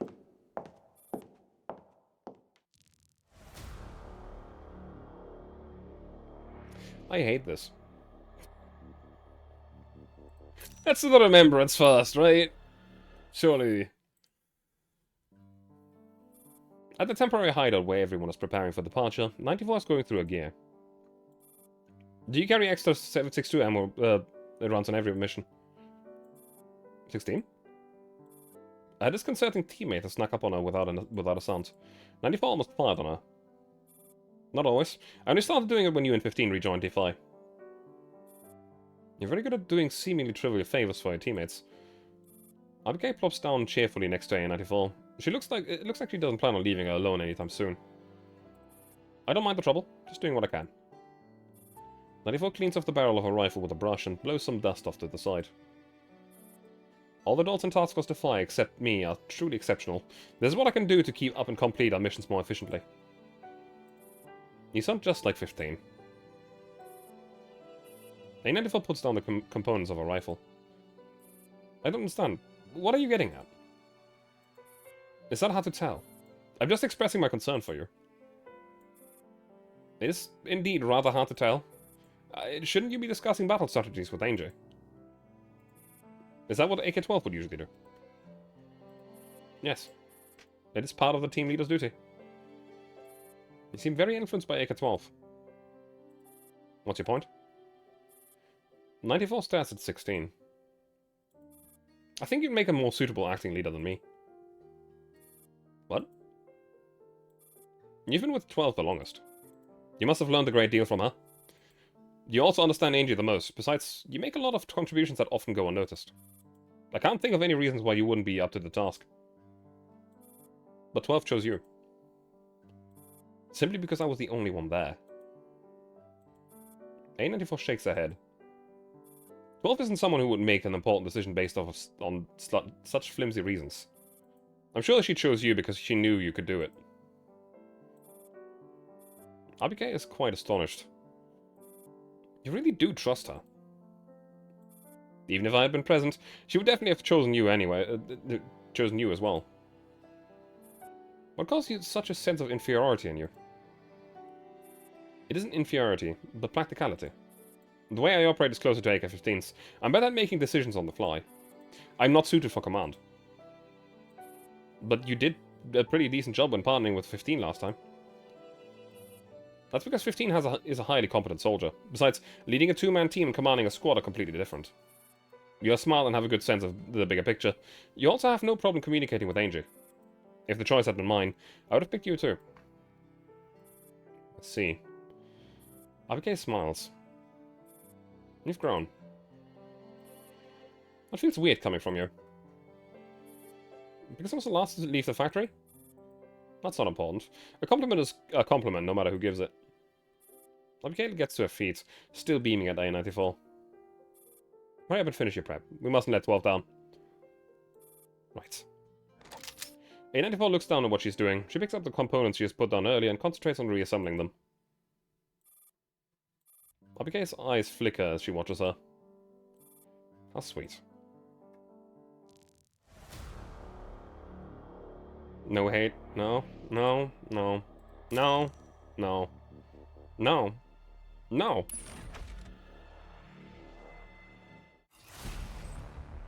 The only thing that RPK deserves is a bullet. Search them for and look for clues. Obtain information from the database.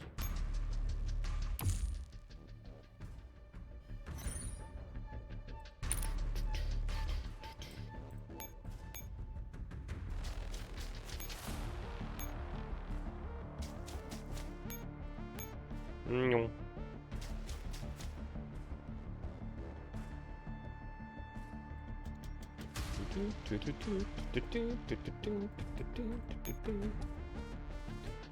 So that one is just patrolling. Where are you patrolling through? Okay, that's where you're patrolling. Speed up this guy.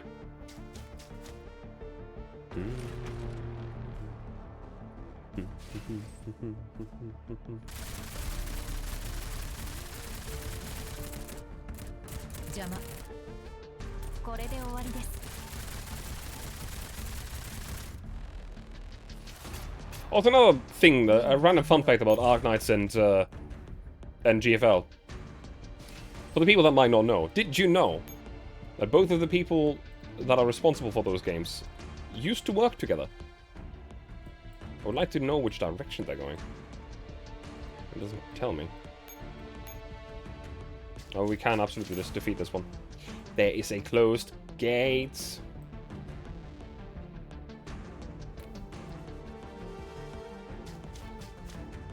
Didn't know that. The founder of Hypergriff used to work for Mika as an artist. For character design. They were responsible for the AR team. I am not sure if they had a falling out or if they just decided to quit and do their own thing, but they definitely did do their own thing and founded Hypergriff.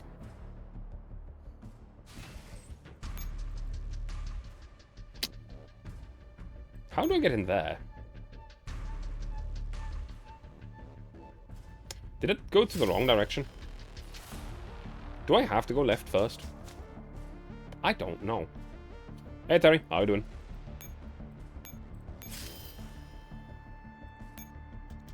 A wall. Sure, there's a wall.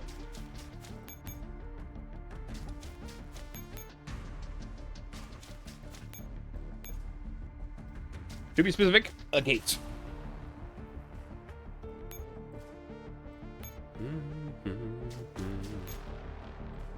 Just end here. Grab these teleports on the way.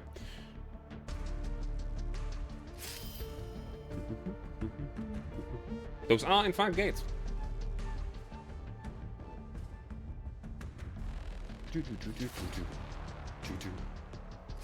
How are you doing, Terry? We have arrived at Mirror Stage, at a very big turning point of the story.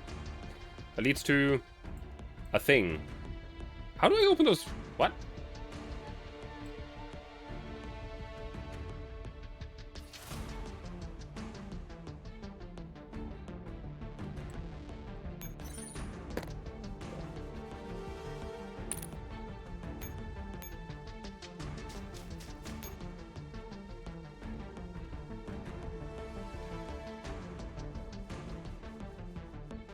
This guy's set to alert.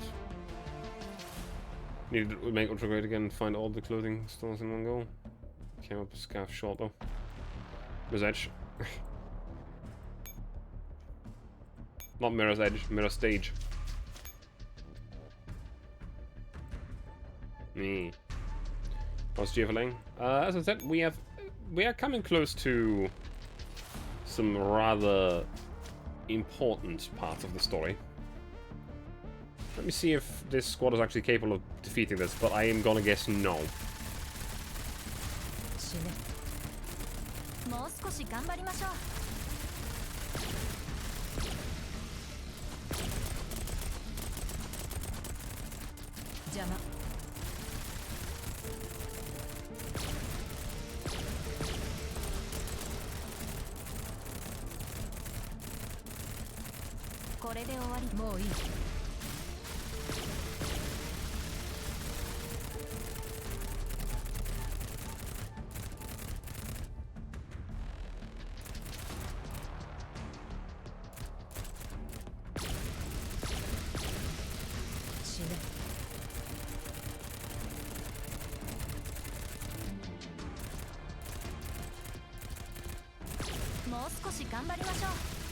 Pew pew.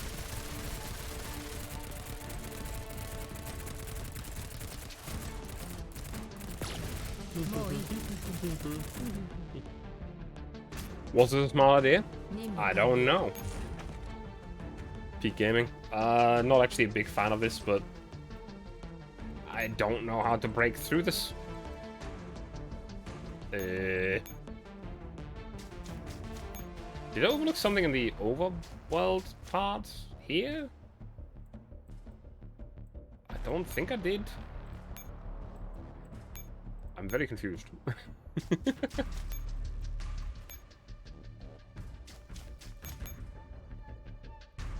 Utterly confused.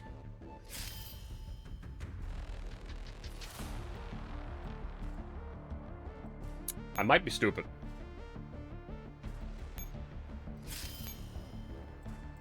Has this been here the whole time? Let me restart.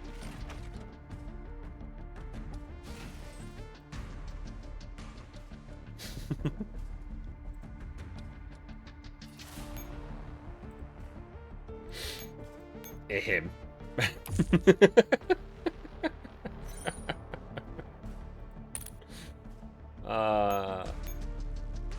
Isn't it great?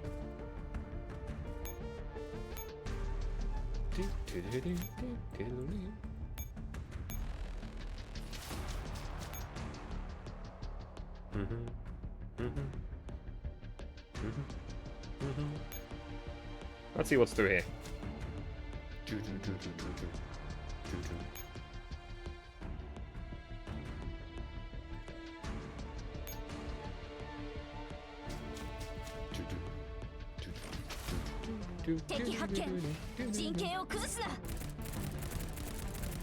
"94 kills them all, yippee!"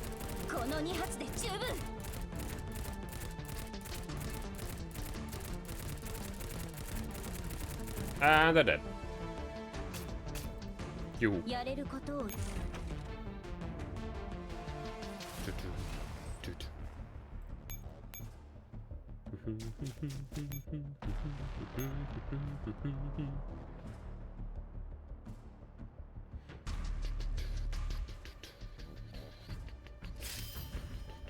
I actually find it very interesting that, you know, all of these maps are very closely modeled on the actual buildings that they take place in.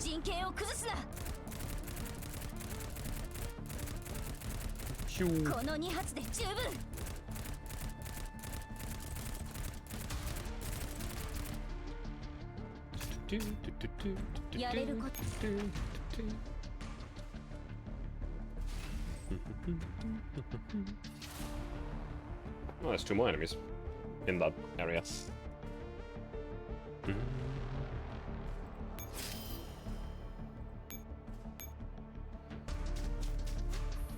Control terminal is connected to the Defense Gate 2. You must reveal Defense Gate 2's location to send a command. I see. So I first of all need to go to this place and send Angie over to the left. I think.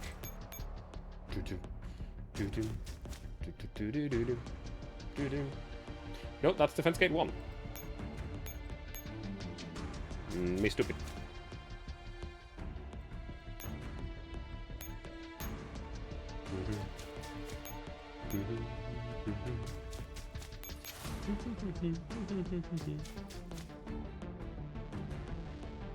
There it is. Kill him.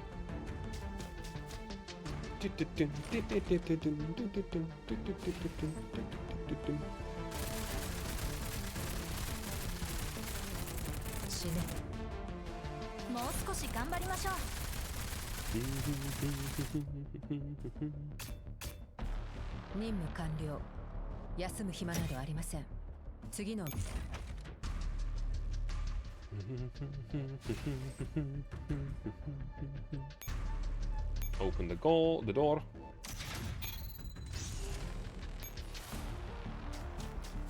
Looking all right.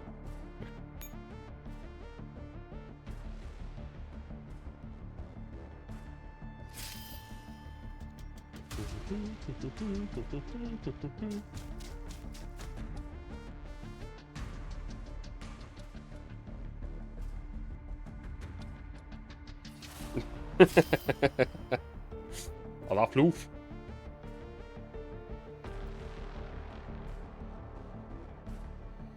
Is it working? Yes. Yes, it is. Move past this one.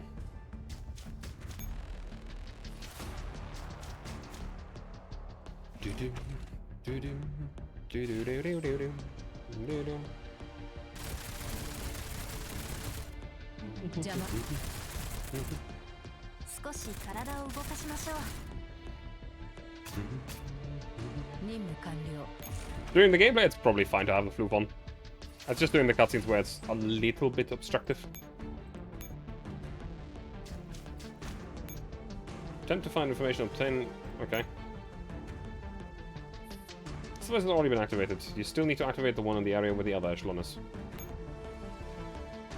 Yep.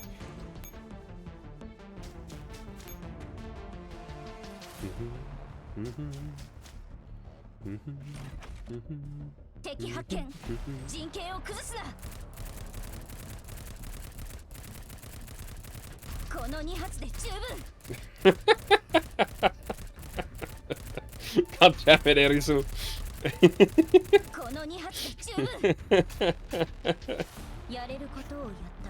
I guess this is now our life as I'm playing through this mission.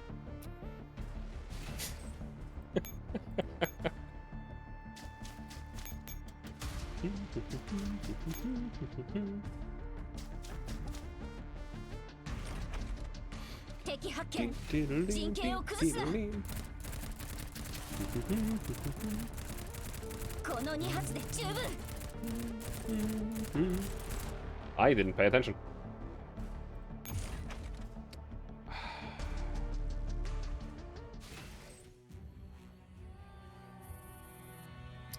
Motherfucker. Come on.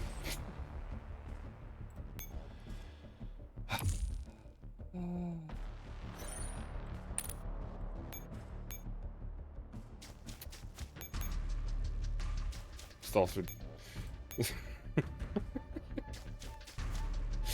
Full digit player. I just didn't pay attention.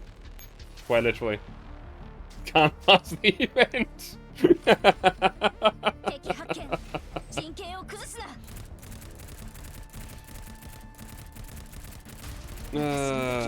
I'm stupid. All I would have had to do is just to put 94 into the middle row instead of leaving at the bottom.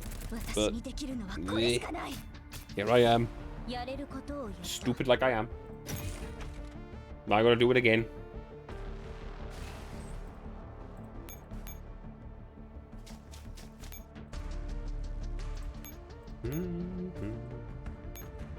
It's here to capture and get more moves. More schmoves.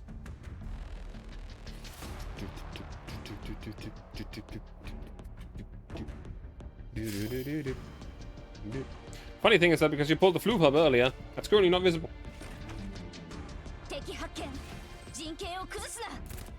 Press. 私にできるのはこれしかない。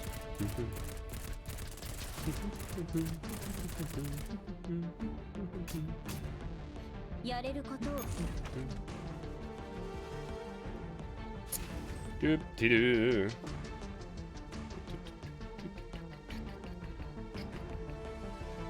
The good news is I can probably do it faster than before because I have more moves, because I'm not going to go through the wrong direction. I'm going to immediately go to the right.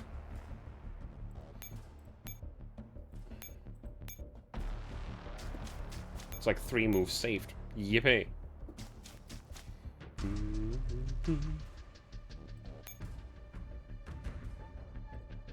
Also means I can probably just go straight to over here. Wait, no. Wrong layer.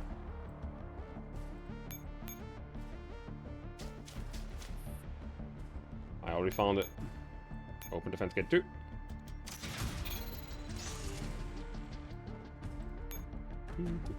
I still have to defeat this one, because it's in the way.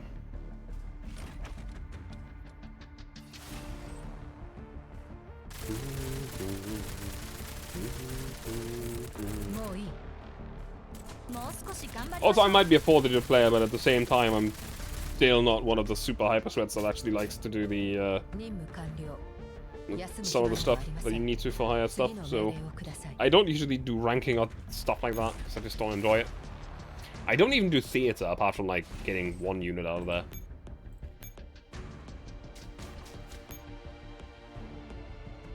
Don't even have to fight that one yet.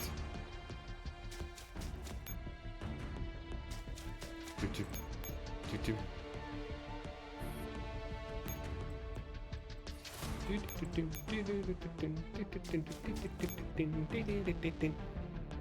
Come on, and done. Not skittish, I'm just not a fan. Again, I was not paying attention. It's not difficult.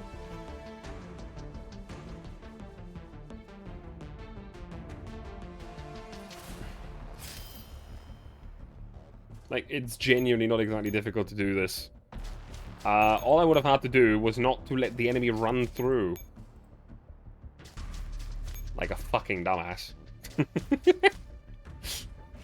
It was less a skill issue and more like a brain just not working. That's all I needed to do. This is not even the right enemy to do it on, but that's all that needed to happen. It's just a toxic.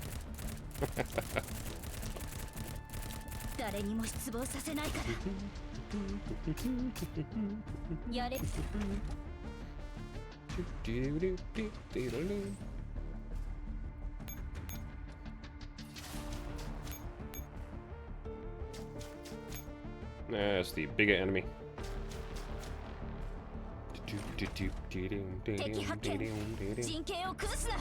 Bop. Keep pasting, give you a mod salt. I can tell you at least can't do that here.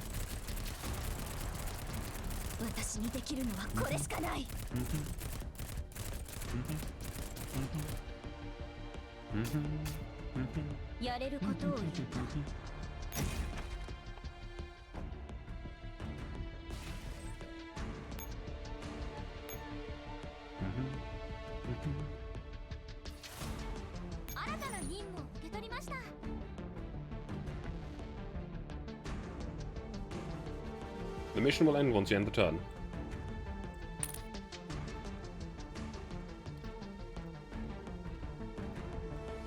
Awaiting rescue. I wonder what that fucking means.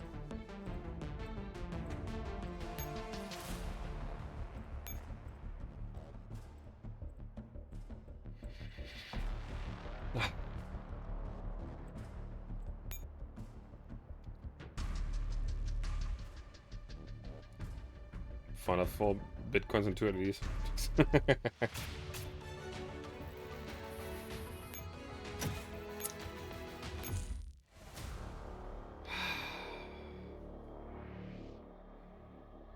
Pandora's box 3.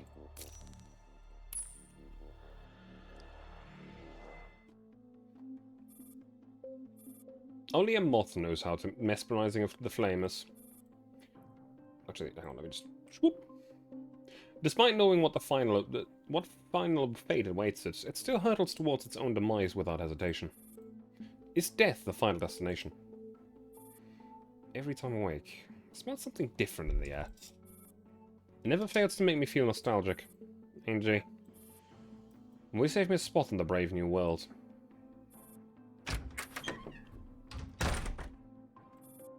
It's really dusty. Angie waves a hand to scatter the dust fluttering around her. The room she has just entered appears to be a study. Its past opulence is all buried under a thick layer of dust. The grandiose wall behind the mahogany desk bears an intricate painting of a large yew tree with numerous branches, each offshoot pointing towards a portrait miniature. The name of each figure is labeled below the portrait. Is this a family tree? Angie walks further into the room with a frown. She looks up and studies the exuberant crown of the tree. She's quite taken aback by the sheer size of this family, but what confuses her is that at the very top, the two offshoots denoting the two latest family members have been scorched. The names and faces are utterly unrecognizable. And you can just about make out that one of them was a girl, unless the men of this family all had long hair. Lunasia. Just then, Angie's communicator rings. Light? Attack! Light, 94, what is it? We're under attack! It's Paradeus! Miss Angie, please retreat immediately. Get out of there! The connection is broken. Crap. Detecting movement from behind, Angie turns around instinctively. But once she realizes who it is, she lets out a sigh. RPK strolls casually into the study. Then she turns around with her back to Angie, closes the door. RPK, we need to go. Light just contacted me. There's nothing explicitly off about RPK's movements, but Angie's years of experience is telling her that the air has shifted around her. Angie, do you believe the future of mankind lies in plants? What's with this nonsense again? I've already answered that question before. We don't have time for this. Light and the others are under attack. We must get out of here at once. True, plants are just plants. Having them shoulder such a heavy burden is asking too much. So if plants won't cut it, what about dolls? What's the matter with you? If you want to write poetry, I'll file a resignation form for you the moment we get back. Angie takes an RPK's unsettling expression, and the sense of unease continues to grow. The way I see it, there's an irredeemable flaw in the very design of dolls. We don't know real pain, sorrow, or even joy. We also have no genuine understanding of life and death. It is always the humans who win. It is always the dolls who perish. Yet at the very end of the day, only humans have the prerogative to die. Don't you find it ridiculous? Paradoxical even. What on earth are you getting at, RPK? I want to be human, Angie. I want to experience what only real humans can experience. I want to feel what only real humans can feel. Emotions, life and death, the future. As well as a well-trained agent, Angie is incredibly fast on the draw compared to the other former colleagues in StateSec. However, when compared to a doll, she's still hopelessly slow. Her right hand trembles uncontrollably. At such a close distance, even though the bullet only hit her pistol, the impact was still strong enough to rupture the crook of her hands. Did you just fire on me? RPK, have you lost your mind? If it could be helped, I'd rather not resort to such a barbaric method. But Angie, there is no other foolproof way of subduing you. That's not what I mean. You're restricting your inhibition. What the hell have you done to yourself? Oh, fuck.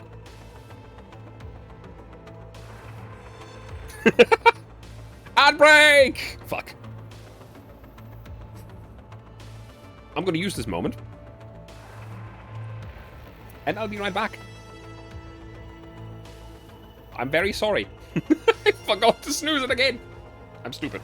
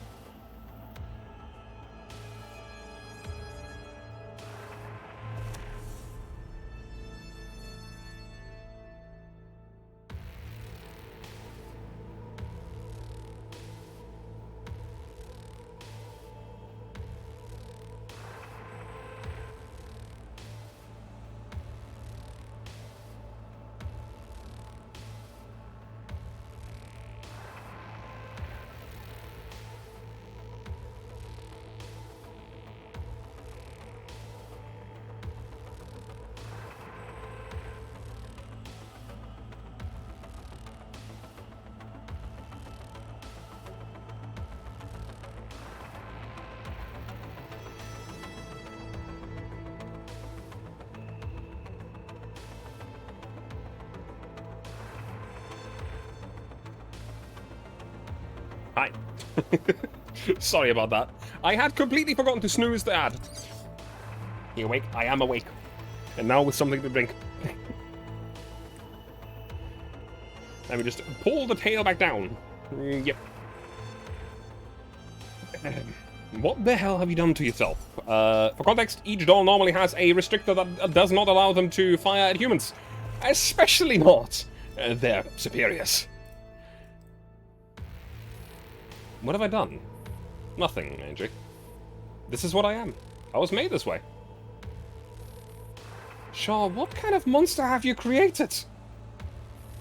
I don't want to hurt you, Angie. It would do us both a favor if you could just come quietly. Oh. First you went on a puzzling ramble, then you fired on me. Now you're asking me to surrender. I'm not even sure who I'm supposed to surrender to. I don't know if dolls are the future of mankind, but I do know there's something wrong in your head. I was just trying to explain my motive. After all, you have a right to know. Motive. Paradise, Angie. Paradise can give me what I want. You've seen their creations. I have had my suspicions before, but I finally believed what I believed it when I saw Miss Mordor. Paradise is capable of creating humans with neuroclouds. They can place me into a body made of actual flesh. Maybe not right now, but definitely somewhere down the line. Paradise, it's you. The spy planted next to me has always been you. Angie's pupils contract in shock. I'm glad you finally understand. You think you can get away with this? You're no match for 15 in 94. That may be true, but I have the command authorization of the Wolfpack. I should really thank Dear 12 for this gift. Don't you dare speak of AK-12. She made a mistake, Angie. Just like you. You should have realized sooner. Fuck you! Angie suddenly throws a grenade at RPK before rolling behind the desk. This tiny explosion doesn't do anything to a wolf, Angie. Do have some faith in your old friend. So that's why. Finally clicks for Angie. This is why RPK has sent AK-15 away. She needed to be alone with her, and now she got a chance. Before the smoke from the explosion clears, an alloy fist comes punching out of nowhere. RPK blocks it by reflex, counteracting the force with a judo move, then shoving a pistol against the assailant's abdomen. Bang. AK-15 grabs RPK by the arm and twists it behind the back, making it impossible for RPK to pull the trigger with a finger. AK-15 increases the pressure. 16's shoulder joint is on the brink of breaking. It's no use, 15. No one knows you better than I do. 15 looks down at the jiggling sound coming from her waist, and notices the grenades that have been attached to her without noticing. 15! I knew something was off about you, RPK. Oh dear, so you noticed. You've got sharp eyes, 15. I didn't expect you to be the first to see through me. Angie, run. What's wrong? Numerous heat signatures approaching. It's Paradise. Go find 94. What about you? AK-15's crimson glowing eyes are set on her partner. No one knows better than her just how formidable and tenacious RPK-16 is. She'll recover RPK's core. Of course. How terrifying. Why can't we all just be friends?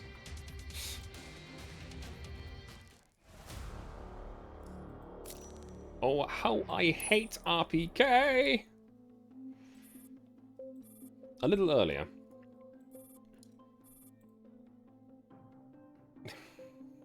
It's still story, Irisu.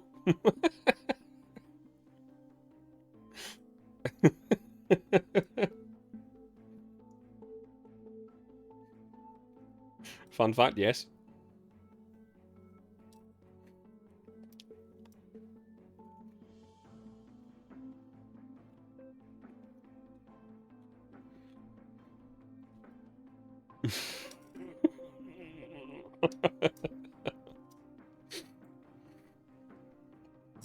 Well.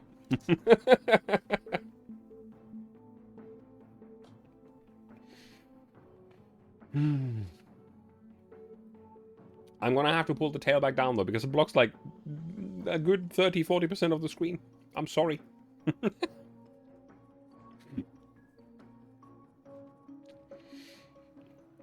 A94 and Light are hidden in the quiet front yard, keeping watch outside the main entrance of the mansion. Stay hidden, and don't alert any civilians. Keep monitoring the official channel. Make sure you don't draw any attention. Report back in 5 minutes. Light ends the transmission after confirming the status with one of his subordinates. Miss 94. Yes? Nothing. You just look a little distracted to me. Is something on your mind? No, what are you implying? Ever since Miss AK-12 signed off temporarily, you've been feeling a little out of it. You're mistaken. Besides, even if I were not at my best, I'm still more than good enough. Please don't get me wrong, I don't mean to find fault with you. I'm just a bit concerned. After all my members of Task Force Defy seem to share a really strong bond. Dolls don't really die. Besides, 12 fought to the bitter end for ANJ. It's a result that I find acceptable, and I have no complaints. If anything, I'm just sorry that I wasn't able to help her back then. Let's see. Why do you care? Well, I can relate to how you feel.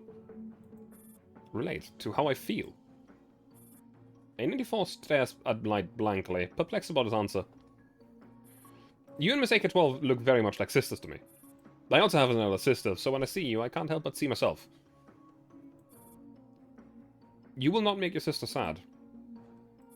I hope not. ANJ and K have been on at this for years. It is only by sheer dumb luck that they've managed to survive for so long. If you're afraid to die, you shouldn't be in this line of work. I'm not afraid to die. I just don't want to break my sister's heart. If you wish to avoid that, then make sure to stay alive. Unlike 12, you cannot come back to life. I've already done that once, and it's enough for me. Not to mention... Hush. All of a sudden, 94 raises a hand to silence Light. The smile remained on Light's face, yet he also drew his weapon. The front yard is still quiet. Not even an insect can be heard.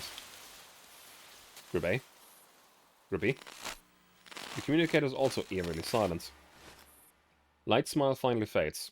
Crouching back to back with 94, he scans the surroundings with narrowed eyes. When did you notice something's wrong? I've been ambushed during a past mission, and which taught me a lesson about reading the atmosphere in my surroundings. The bees in the front yard are all gone. The bees. The bees. Light studies the spacious front yard again. The bees that were buzzing around the rampant and untended flower beds just a while ago are now twitching limply on the ground as if under the effect of some chemical. Watch out! The A94 shoves Light aside as the blur of grey slashes through the air, splitting the tree trunk that they've been using as cover right down the centre. Miss Grey. 94 rolls behind another piece of obstacle and raises the weapon without hesitation. The bullet collides with the enormous metallic tail that's shielding the slender figure, producing a crisp sound. Very graceful. Miss Grey praises 94's nimble movements. Attack! Light! We're under attack! It's Paradeus! Miss Angie, please retreat immediately. Get out of there! The massive sting on Miss Grey's tail swipes at Light faster than the eye can see. Light lurches back, but a wound still opens up on his right arm. Communicator. The pain has caused Light to drop the communicator. The device falls to the ground. Before Light can dive for it, Grey's sharp blade is already sliced in two. Light, run! 94 unleashes another barrage to pin Grey down. That's when Light spots more Niters and Paradeus soldiers behind Grey. What happened to his men? I doubt they made it. Before remorse can consume him, Light is struck by another frightening thought. How does Grey know where Angie is? Why does it look like she came prepared? A trap? Angie! Light glances at 94, who is hopelessly trying to evade the enemy's counterattack, and then, with gritted teeth, he turns and sprints towards the mansion.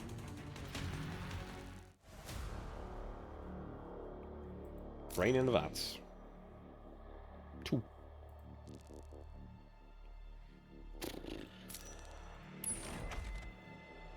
Kind of want to get through at least the end of this one line. I know that there's also the other path, but... Hmm.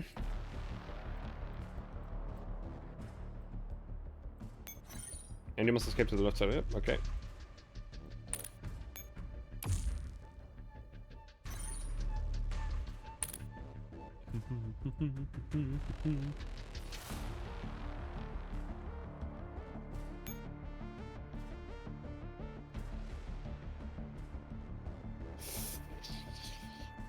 Hmm.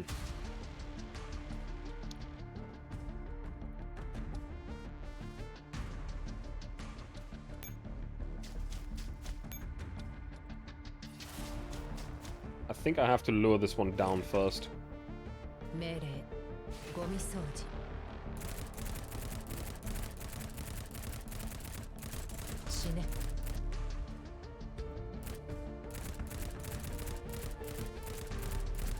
Get them all, 15.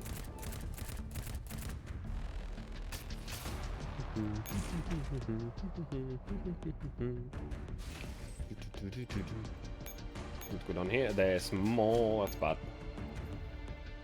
That's not great. This is not the shortest path for that enemy to take.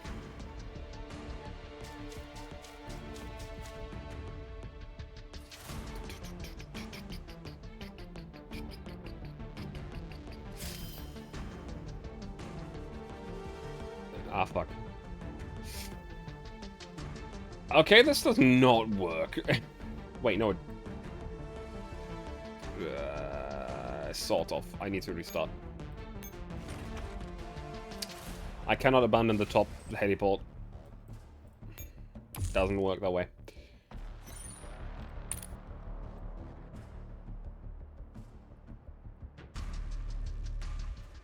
Which means I need to push out. Pull back and switch.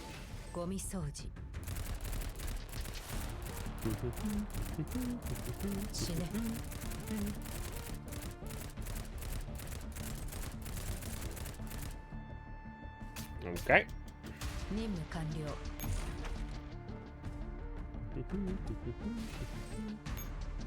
Pull back. Switch these two around and turn.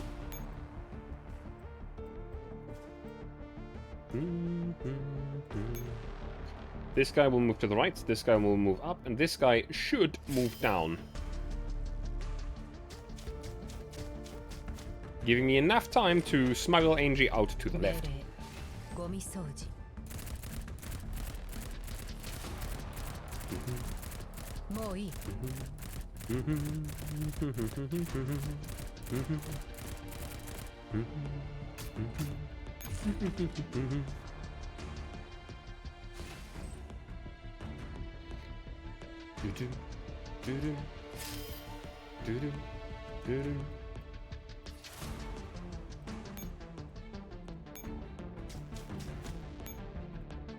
Hey, look, it's Gray, the old fucking hag.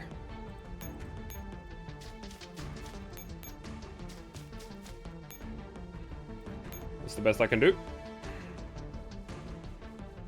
The enemy will be right on our tail, but this should work at least.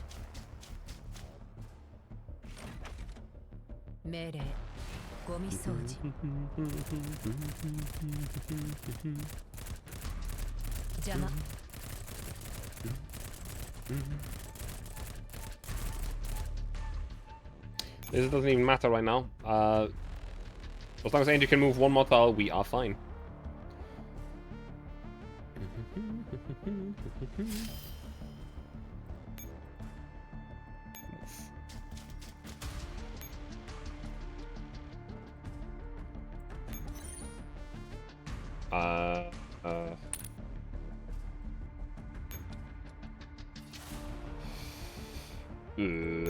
Well, I mean, this is the only thing we can do. There's really nothing else we can do.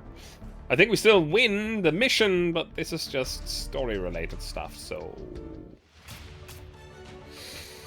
Yeah, this is, by the way, one of the reasons why I like the story missions of this of the event so much, because the maps aren't just randomly, oh, kill these enemies. They are actually how the story is playing out. However, this also means that we know what happens next, to an extent.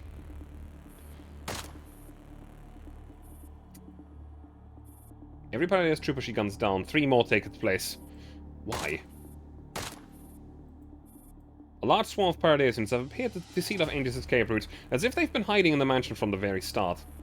She's already given up on getting out through the front doors, and is planning to smash the windows, the first window she sees.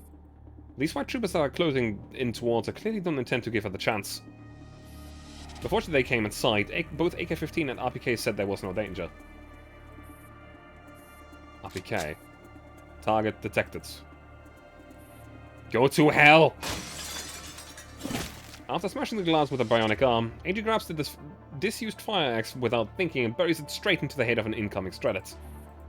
The Strelitz falls limply onto its knees, but 2 more appear behind him in the hallway. The bullet impacts near Angie's feet. She raises a pistol and fires accurately into the helmets. Dark, thick blood oozes out from the bullet holes, but the Strelitz merely lurch before raising their weapons again. At this distance, even with a clean shot in the head, Angie still can't shoot them down with a pistol of this caliber. Damn it. Angie turns and flees. Luckily, she wonders if that's even the word. These guys seem to be holding back when firing on her. They're definitely trying to avoid killing her. All the shots are aimed at non-fatal spots. Some even just shoot at the floor right before by her feet. It's not that hard to figure out what kind of order they've been given. You want me alive, eh? If she'd known the mansion was a trap, she would have chosen to stay with 15. A single lapse of judgment has led Angie into this difficult position. There's nothing but static on a communicator. She can't tell what the situation is with 94. On the other hand, explosions erupt periodically to the west. It's pretty easy to pinpoint 15. Charging outside could be risky. It may be better to double back and regroup with 15. She won't lose. Target detected. Crap. When turning a corner, Angie runs straight into 2 more Strelitz. Angie raises her pistol instinctively, but the enemies are faster this time. Ah. A bullet hits the pistol in her hand, the shockwave numbing her fingers. The pistol is sent flying from her grip, and the barrel is completely distorted. Meanwhile, the other Strelitz now has its weapon trained on Angie. Its finger rests on the trigger threateningly. Angie stumbles back a few steps until her back is up against the wall. She's been cornered.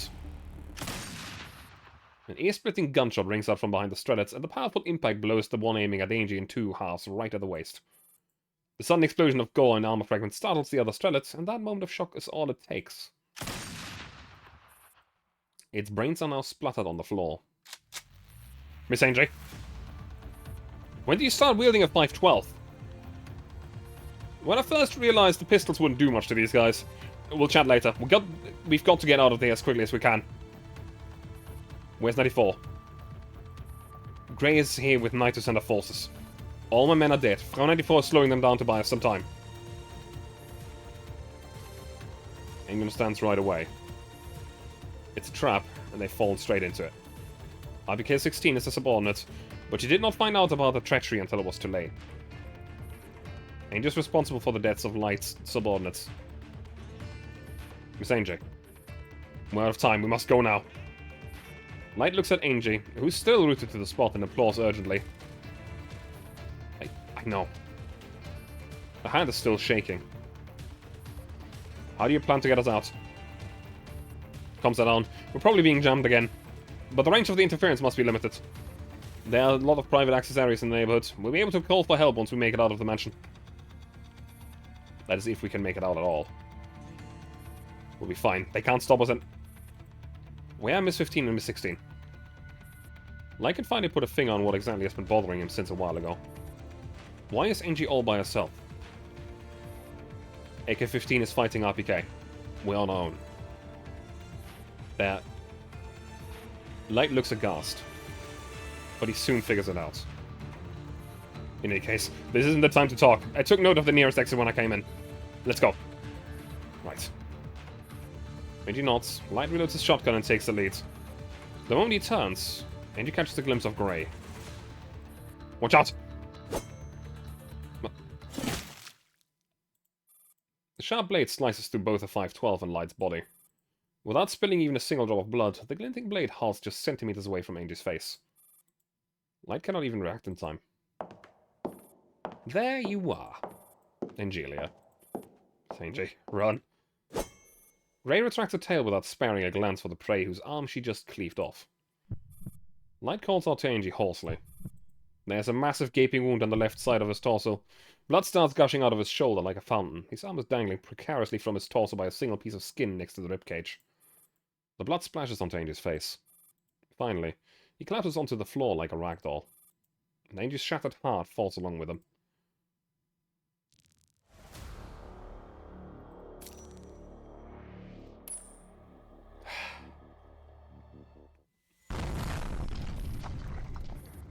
Amid the smoke and dust thrown up by the explosion, 15's eyes glowed red like hellfire. Angie trusted you. She raises her rifle and unleashes a barrage on the nimble figure that flits past her, shattering all the vases and paintings along the way. AK-12 trusted you. In this enclosed space, she can't take full advantage of her assault rifle, especially when her opponent is slippery like an eel. The alarming noise by AK-15's feet sounds almost like a mockery. I also trusted you. AK-15 stomps on the floorboards before they explode and propels a massive form up into the air. The moment she lands, she charges straight into the wall with her arms braced in front of her face. The fragile wooden walls break into pieces as the doll bulldozes it. RPK throws another grenade. Why did you? Because I'm weaker than you in 12? That made you lower your guard, didn't it? RPK watches as the ferocious beast lunges at her and lets out a peal of shrill laughter. Look at you, so adorable. How will it take you? How long will it take you to overcome a failure? The two dolls raise their weapons almost simultaneously. The duet of gunshots echoes through the confined room. No one dares intervene in this battle between two dolls. No matter how hard 15 tries to keep up. RPK always manages to detonate mines hidden in her blind spots. No matter how hard RPK tries to run, 15 can always spot her through the walls. Oh dear. Her figure produces an unpleasant click. The RPK-16 immediately realizes that she has depleted her drum magazine. This mistake has not escaped 15's eyes. However, while IK-15 pulls the trigger, her trusty rifle also produces the same sound. Again, the two dolls arrive at the same conclusion almost simultaneously. They throw their now useless weapons at each other without hesitation. RPK-16 draws her pistol from the holster on her waist. However, before she can aim properly, 15, who is also reaching for her own pistol, has suddenly closed in on her and grabbed her by the wrist. Watch your feet. Anticipating 15's move, RPK holds onto 15's arms and plants her legs firmly before she gets tripped. The fury in 15's eyes burns even more vehemently as 16 struggles. What? All of a sudden, 16 finds her legs dangling off the ground. The next second, the world is upside down. With sheer brute force, 15 throws RPK onto the floor over her shoulder. RPK-16 can almost hear the ominous fizzling noise in her central processing unit. You... AK-15 punches RPK in the face without holding back at all. RPK can tell from her ringing ears that her former partner is showing absolutely no mercy. Her gun-wielding arm is pinned under AK-15's knee. As a heavy weight suddenly descends upon her, RPK soon realizes the truth. She's at AK-15's mercy. She's still reeling from the momentary blackout, but her other arm is reacting on its own. She grabs hold of AK-15's hand, which is pulling at the collar on her neck. My, you're thirsty, 15. Already pawing at the lady's neckline, eh? I will not give you the chance to hack me. How ruthless. But it's true, I don't stand a chance against you in terms of physical specs. I will retrieve your core and formatize your neurocloud. Yes, kill me, 15. Do what you want to do. This is how things are destined to end between us. You will be reborn after you're fixed. Are you going to wipe all my memories? You can't do that unless you kill me and destroy my neurocloud completely. No one has access to my base layer. It's thoroughly sealed. This is the curse that Shaw has placed on me. Do you know what she calls me? Pandora! RPK howled with hysterical laughter. She were not the one who's under restraint. AK-15 looks down at her, her face still blank, but the hand wrapped around RPK-16's collar tightens a little more. You and I aren't like moths circling around a flame, 15. One of us is bound to burn. I have always hated your nonsensical rambling. But you've changed, haven't you? In the past, you would have shot me before I could even get 3 words out. RPK sneers at her former partner, who's still straddling her. She's right. 15 thinks to herself as she reaches for a pistol. 16 is a master of deception and trickery, and right now she has no time for that kind of nonsense. Just shoot her in the head, rip out her core, and go back to Angie. Looking at RPK-16's deranged grin, she steels herself for what she is about to do.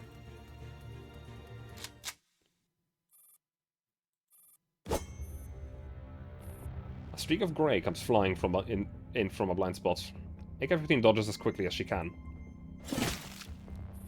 A feeling of emptiness came from her right hand, right, and her heart sinks. Not good. Her silver arm has been tossed into the air, the hydraulics fluids forming an arc as it splashes out. 15 presses a hand onto her right shoulder and positions herself against the wall, ready to take on the new enemy. After spiraling several times, her right arm finally falls onto the floor, the finger still gripping her MP443. A lady should always maintain her poise and dignity. Don't let others put a price on you, Pandora. I did my best, Miss Grey. RPK-16's gaze slides towards the seemingly unconscious Angie, wrapped tightly around in Grey's tail. Dean. Oh dear, you're still awake. Angie. I will put this on your tab. Grey looks even more magnificent in her current form. An impressive-looking blade protrudes from between the middle and the ring fingers on each of her hands. These claws are twice as long as her head. These claws are what she used to slice off AK-15's arm so swiftly and accurately. I'll make sure you get a bargain. RPK gets unsteadily to her feet. She raises her right arm, which doesn't seem too responsive. AK-15 managed to break her wrist with a grip. Did you kill AN-94? Oh, you mean a little mouse? No, I let her escape. She isn't worth the effort. True. Without 12, she's nothing. RPK smiles. While Grey and RPK start having a conversation as if they were alone, AK-15 studies Angie carefully. She's still alive, but in terrible condition.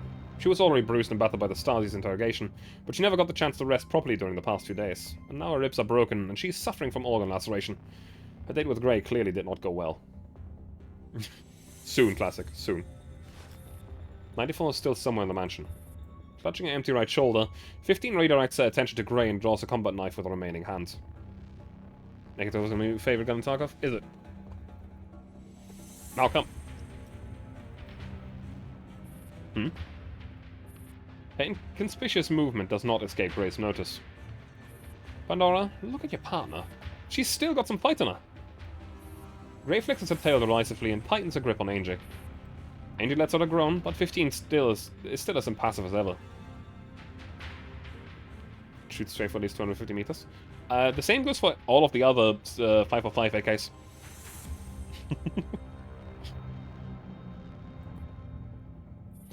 There's something I've got to warn you about.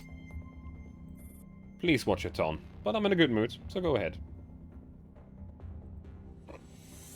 AK-15 is the most powerful doll in the entire Neo-Soviet Union. Is she now? That sounds positively. AK-15 calls an actual sonic boom as she takes off. She closes the 3-meter distance faster than the eye can see. Grey's prepared, but even she is taken by surprise. However, enticing. AK-15's body slams right into Grey's massive claw. The shoulder is impaled from front to back, more hydraulic fluid gushes out. Ah, Grey watches the struggle of her prey and lets out a pitying sigh. But what happens next leaves her utterly gobsmacked. The blade has pierced 15's body, but she does not stop.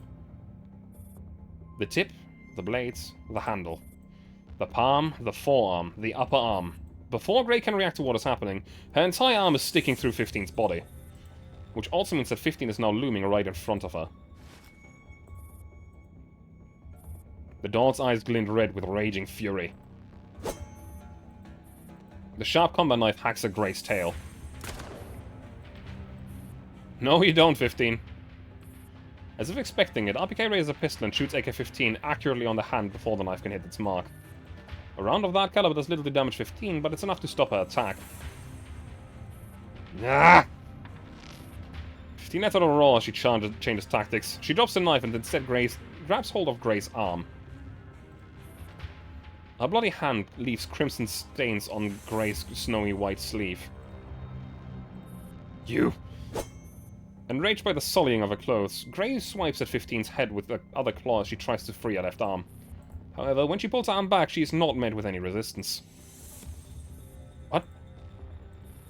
She immediately realizes her mistake. Gray easily retracts her arm while AK-15 also backs away swiftly. The claw causes even more damage to AK-15's body as it pulls free, but she does not care at all. You rabid beast! Gray's infuriated by AK-15's transgressions. But just as she resolved to tear 15 apart, the doll is once again closed in on her. Her movements are so fast Gray can barely keep up. AK-15 picks up a knife and executes a backhand thrust. This time, Gray's prepared. With a flick of her tail, she knocks the knife out of 15's hand. You have no grace at all, as hideous as Narcissus.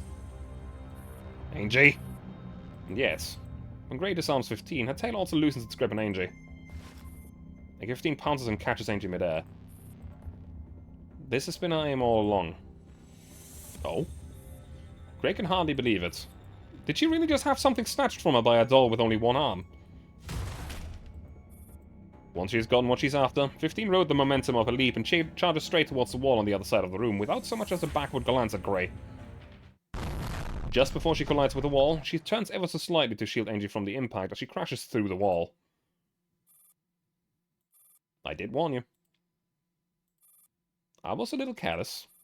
She's smarter than she lets on. She's got some tricks up her sleeve, at the very least. Gray's still incredulous about her own blunder, but she has to admit that 15's performance was quite impactful. Don't underestimate Task Force Defy, or you pay for it.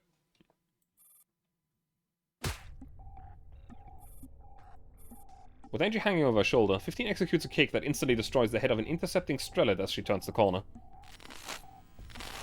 The body is almost at its limits. Angie? Your kick is as powerful as a shotgun. It's just like Angie has to crack a joke under these circumstances. But even AK-15 can hear the exhaustion in her voice. Stay with me, Angie. I'm getting you out now. AK-15 comes to an abrupt halt. As the menacing stares focus on AK-15, she quickly takes stock of the situation. She sizes up the enemy standing in her way. She looks back and sees that the other route of escape is also blocked by a large scythe. Rest for a while, Angie. AK-15 puts Angie down carefully on the floor. Angie's laborious breath is making her even more concerned. Her pistol has been left in the other room with her right arm. The same goes for her combat knife. Poor doll. I'm borrowing your scythe. 15 launches another incredibly fast kick that connects with the Nito's abdomen.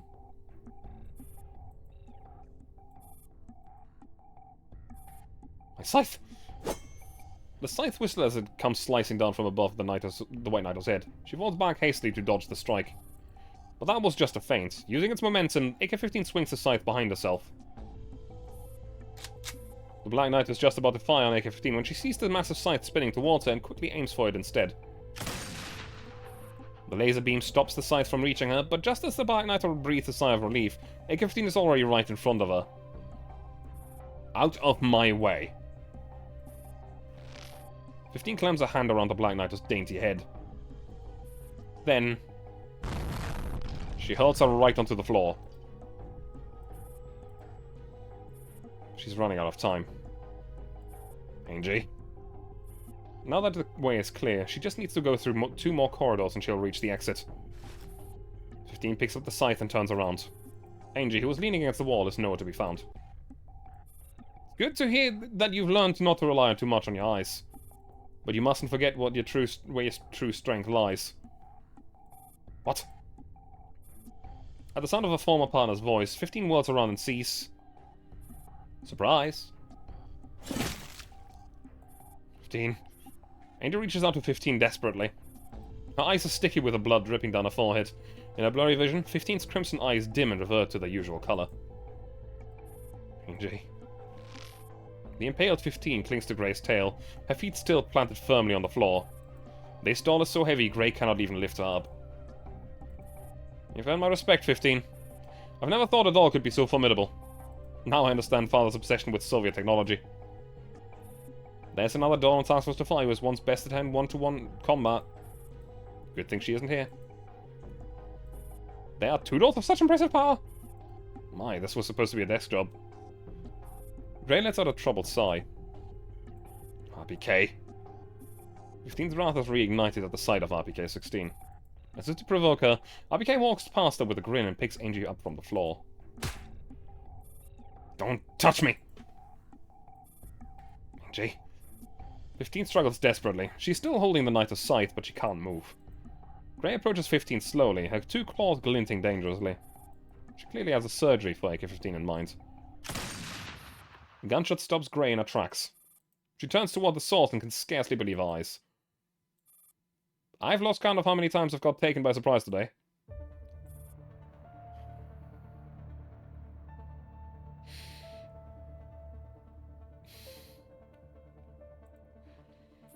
A human male stumbles around the corner, leaning heavily against the wall and holding a gun. He totters a little, which worsens his injuries. His face is deathly pale, and blood is dripping from the corners of his trembling lips. His mangled shoulders wrapped haphazardly with the yellowed strips of cloth. Dark crimson is seeping through the already soaked and dirty bandages. Your blood loss is more severe than what a normal human can withstand. Your body is also losing heat, which should soon sap your remaining strength. Even if I weren't a doctor, I would make the same observation. You should even be alive, young man. Having overcome their shock at Light's arrival, Grey starts casually, almost thoughtfully, studying him. As if she's making a diagnosis. So what compelled you to have come so far? Light! No, no! What? Miss Angie, down. Light leans unsteadily against the wall of the corridor, his chin wet with the blood he's just coughed up. Mustering all his strength, he raises his remaining hand and pulls the trigger. Grey doesn't even bother to block the shot with her tail. Light is so weak he can't aim properly even at such close distance. The round was fired into the ceiling, hitting nothing but the rickety chandelier. You're spared, young man. Perhaps I can bring you out your true potential. Someone like you shouldn't die at a place like this. You dream of making the world a better place, don't you? The government you serve only cares about its own interests. But we are different. Everything shall one day belong to Paradeus. We are the terminator of the old and the harbinger of a new era. And you have earned yourself a ticket. Light responds to the offer by firing again. The bullet brushes past Grey's hair, just an inch away from grazing her beautiful face. Put Miss Angie down. Then I'm really sorry. With a sigh, Grey flexes her tail, ready to strike again. The fire in AK-15's eyes is rekindled again. She latches onto Grey's tail, and the exhausted motors in her body once again splutters into action. You're not going anywhere. I don't have time for you now, rabbit mutt. Exploiting the distraction created by 15, Light musters all her strength and charges at Grey. However, she whirls around faster than the eye can see. This time, she isn't taking any chances. She stabs a massive claw right through Light's chest and lifts him off his feet. No! RPK can feel Angie going limp in her arms. She says nothing. You could have been so much more. Grey gazes regretfully at the body she's holding up and lets out a genuine lament. Light snickers at Grey's pity. Now, Miss 94! With one final burst of strength, he bellows a resounding command. What? Another doll suddenly appears, armed with a weapon and a rage from the opposite direction. She has another claw! 15 shouts as a warning, and in response... 94 shots hit Grey with great accuracy. Her tail, which she often uses as a shield, is being held down firmly by 15. Grey loses her usual composure and clicks her tongue in annoyance as she prepares to toss Light aside and block 94's gunfire with her claws. But before she can do that, when she looks back at Light, she sees that he has torn off his tattered coat, revealing that sacks of jangling grenades are tied around his torso. See you in the brave new world.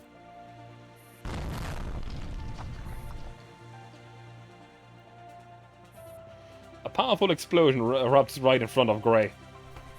Before she can react, 94 is already close the distance, ready to deal with the final blow. Go to hell! 94 has gotten so close there's no way Grey can defend herself. Having just withstood an explosion, she simply does not stand a chance against a well-armed elite doll at full strength. From the very beginning, the man's intention was just to distract her. It's a sound strategy. They are on the brink of success. Strong electric current flows through 94's body. Angie. She just has to move another centimeter. 94 pulls the trigger, firing a round. Deployable shrapnel shield unfurls in front of Grey. The bullet bounces off the metal surface, producing a dismaying clang. 94 glares resentfully at her former partner and collapses to the floor. She has crashed. Grey looks down apprehensively at 94, who is just inches away. She then turns back to AK-15. AK-15 finally succumbs to the extensive damage she has sustained. Grey eyes the doll whose fire has burned out. She retracts her tail, letting the doll sink to the floor. RPK-16 strolls out from the shadows. Was that you? I left the back doors in the neuroclouds. Why didn't you use them earlier? A hole card is only a hole card if you keep it secret until the right moment. RPK peers at the paralyzed 94 and shakes her head. Pretty ruthless to your former friends. Nothing can be gained without sacrifice. Angie stares at the blood still dripping from Grey's steely claws. The cufflink in her pockets digs into her skin, stabbing her in the heart. You... You could have saved them. Could have. RPK looks up. Through the comms channel she has been monitoring, she can hear that law enforcement is finally responding to the attack. You're mistaken, Angie. She gestures at Grey, who nods to indicate that she is also aware of the situation. Angie realizes that RPK doesn't even deign to look at her as Grey's tail once again coils around her. Light's blood is still warm.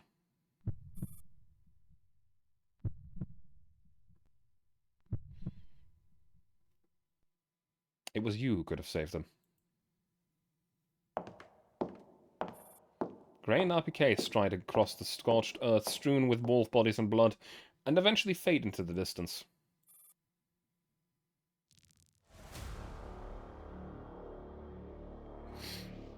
So why is she what? What?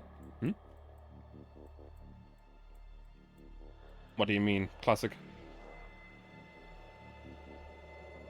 Why is she whack? Because she wants to be a human, and and Paradeus can probably provide that. She betrayed Angie and everyone to get the chance of being a human with a neurocloud.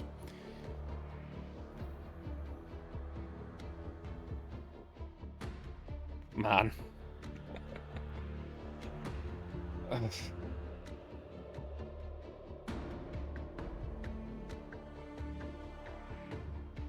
I'm gonna end my stream here. Next Tuesday, we're gonna go through the commander side of the story, which I know will have another moment like that, but I did not know that Light would die here. I knew that Angie would be captured, but... Man. Man. Thank you everyone for being here.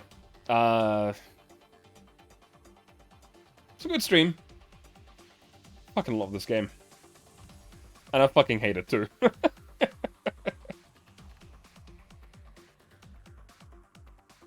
Great story. Really. Seriously. Fucking... Yeah. Let me go and raid. I'm gonna raid into Aka, who's currently playing Kingdom Come Deliverance. The absolute nerd that is totally not addicted to that game. So, today we have witnessed the death of a few characters. It's a time. Certainly a time. I will be back tomorrow. Normally together with Sleepless, because it's Wednesday. Which should be Giant Alliance 3, but can be something entirely different. Recently, it's been a lot of Tarkov. So it might be Tarkov. Anyway, thank you very much for being here, everyone. I'm going to end my stream for today. Do take care, and go and call Aka a nerd.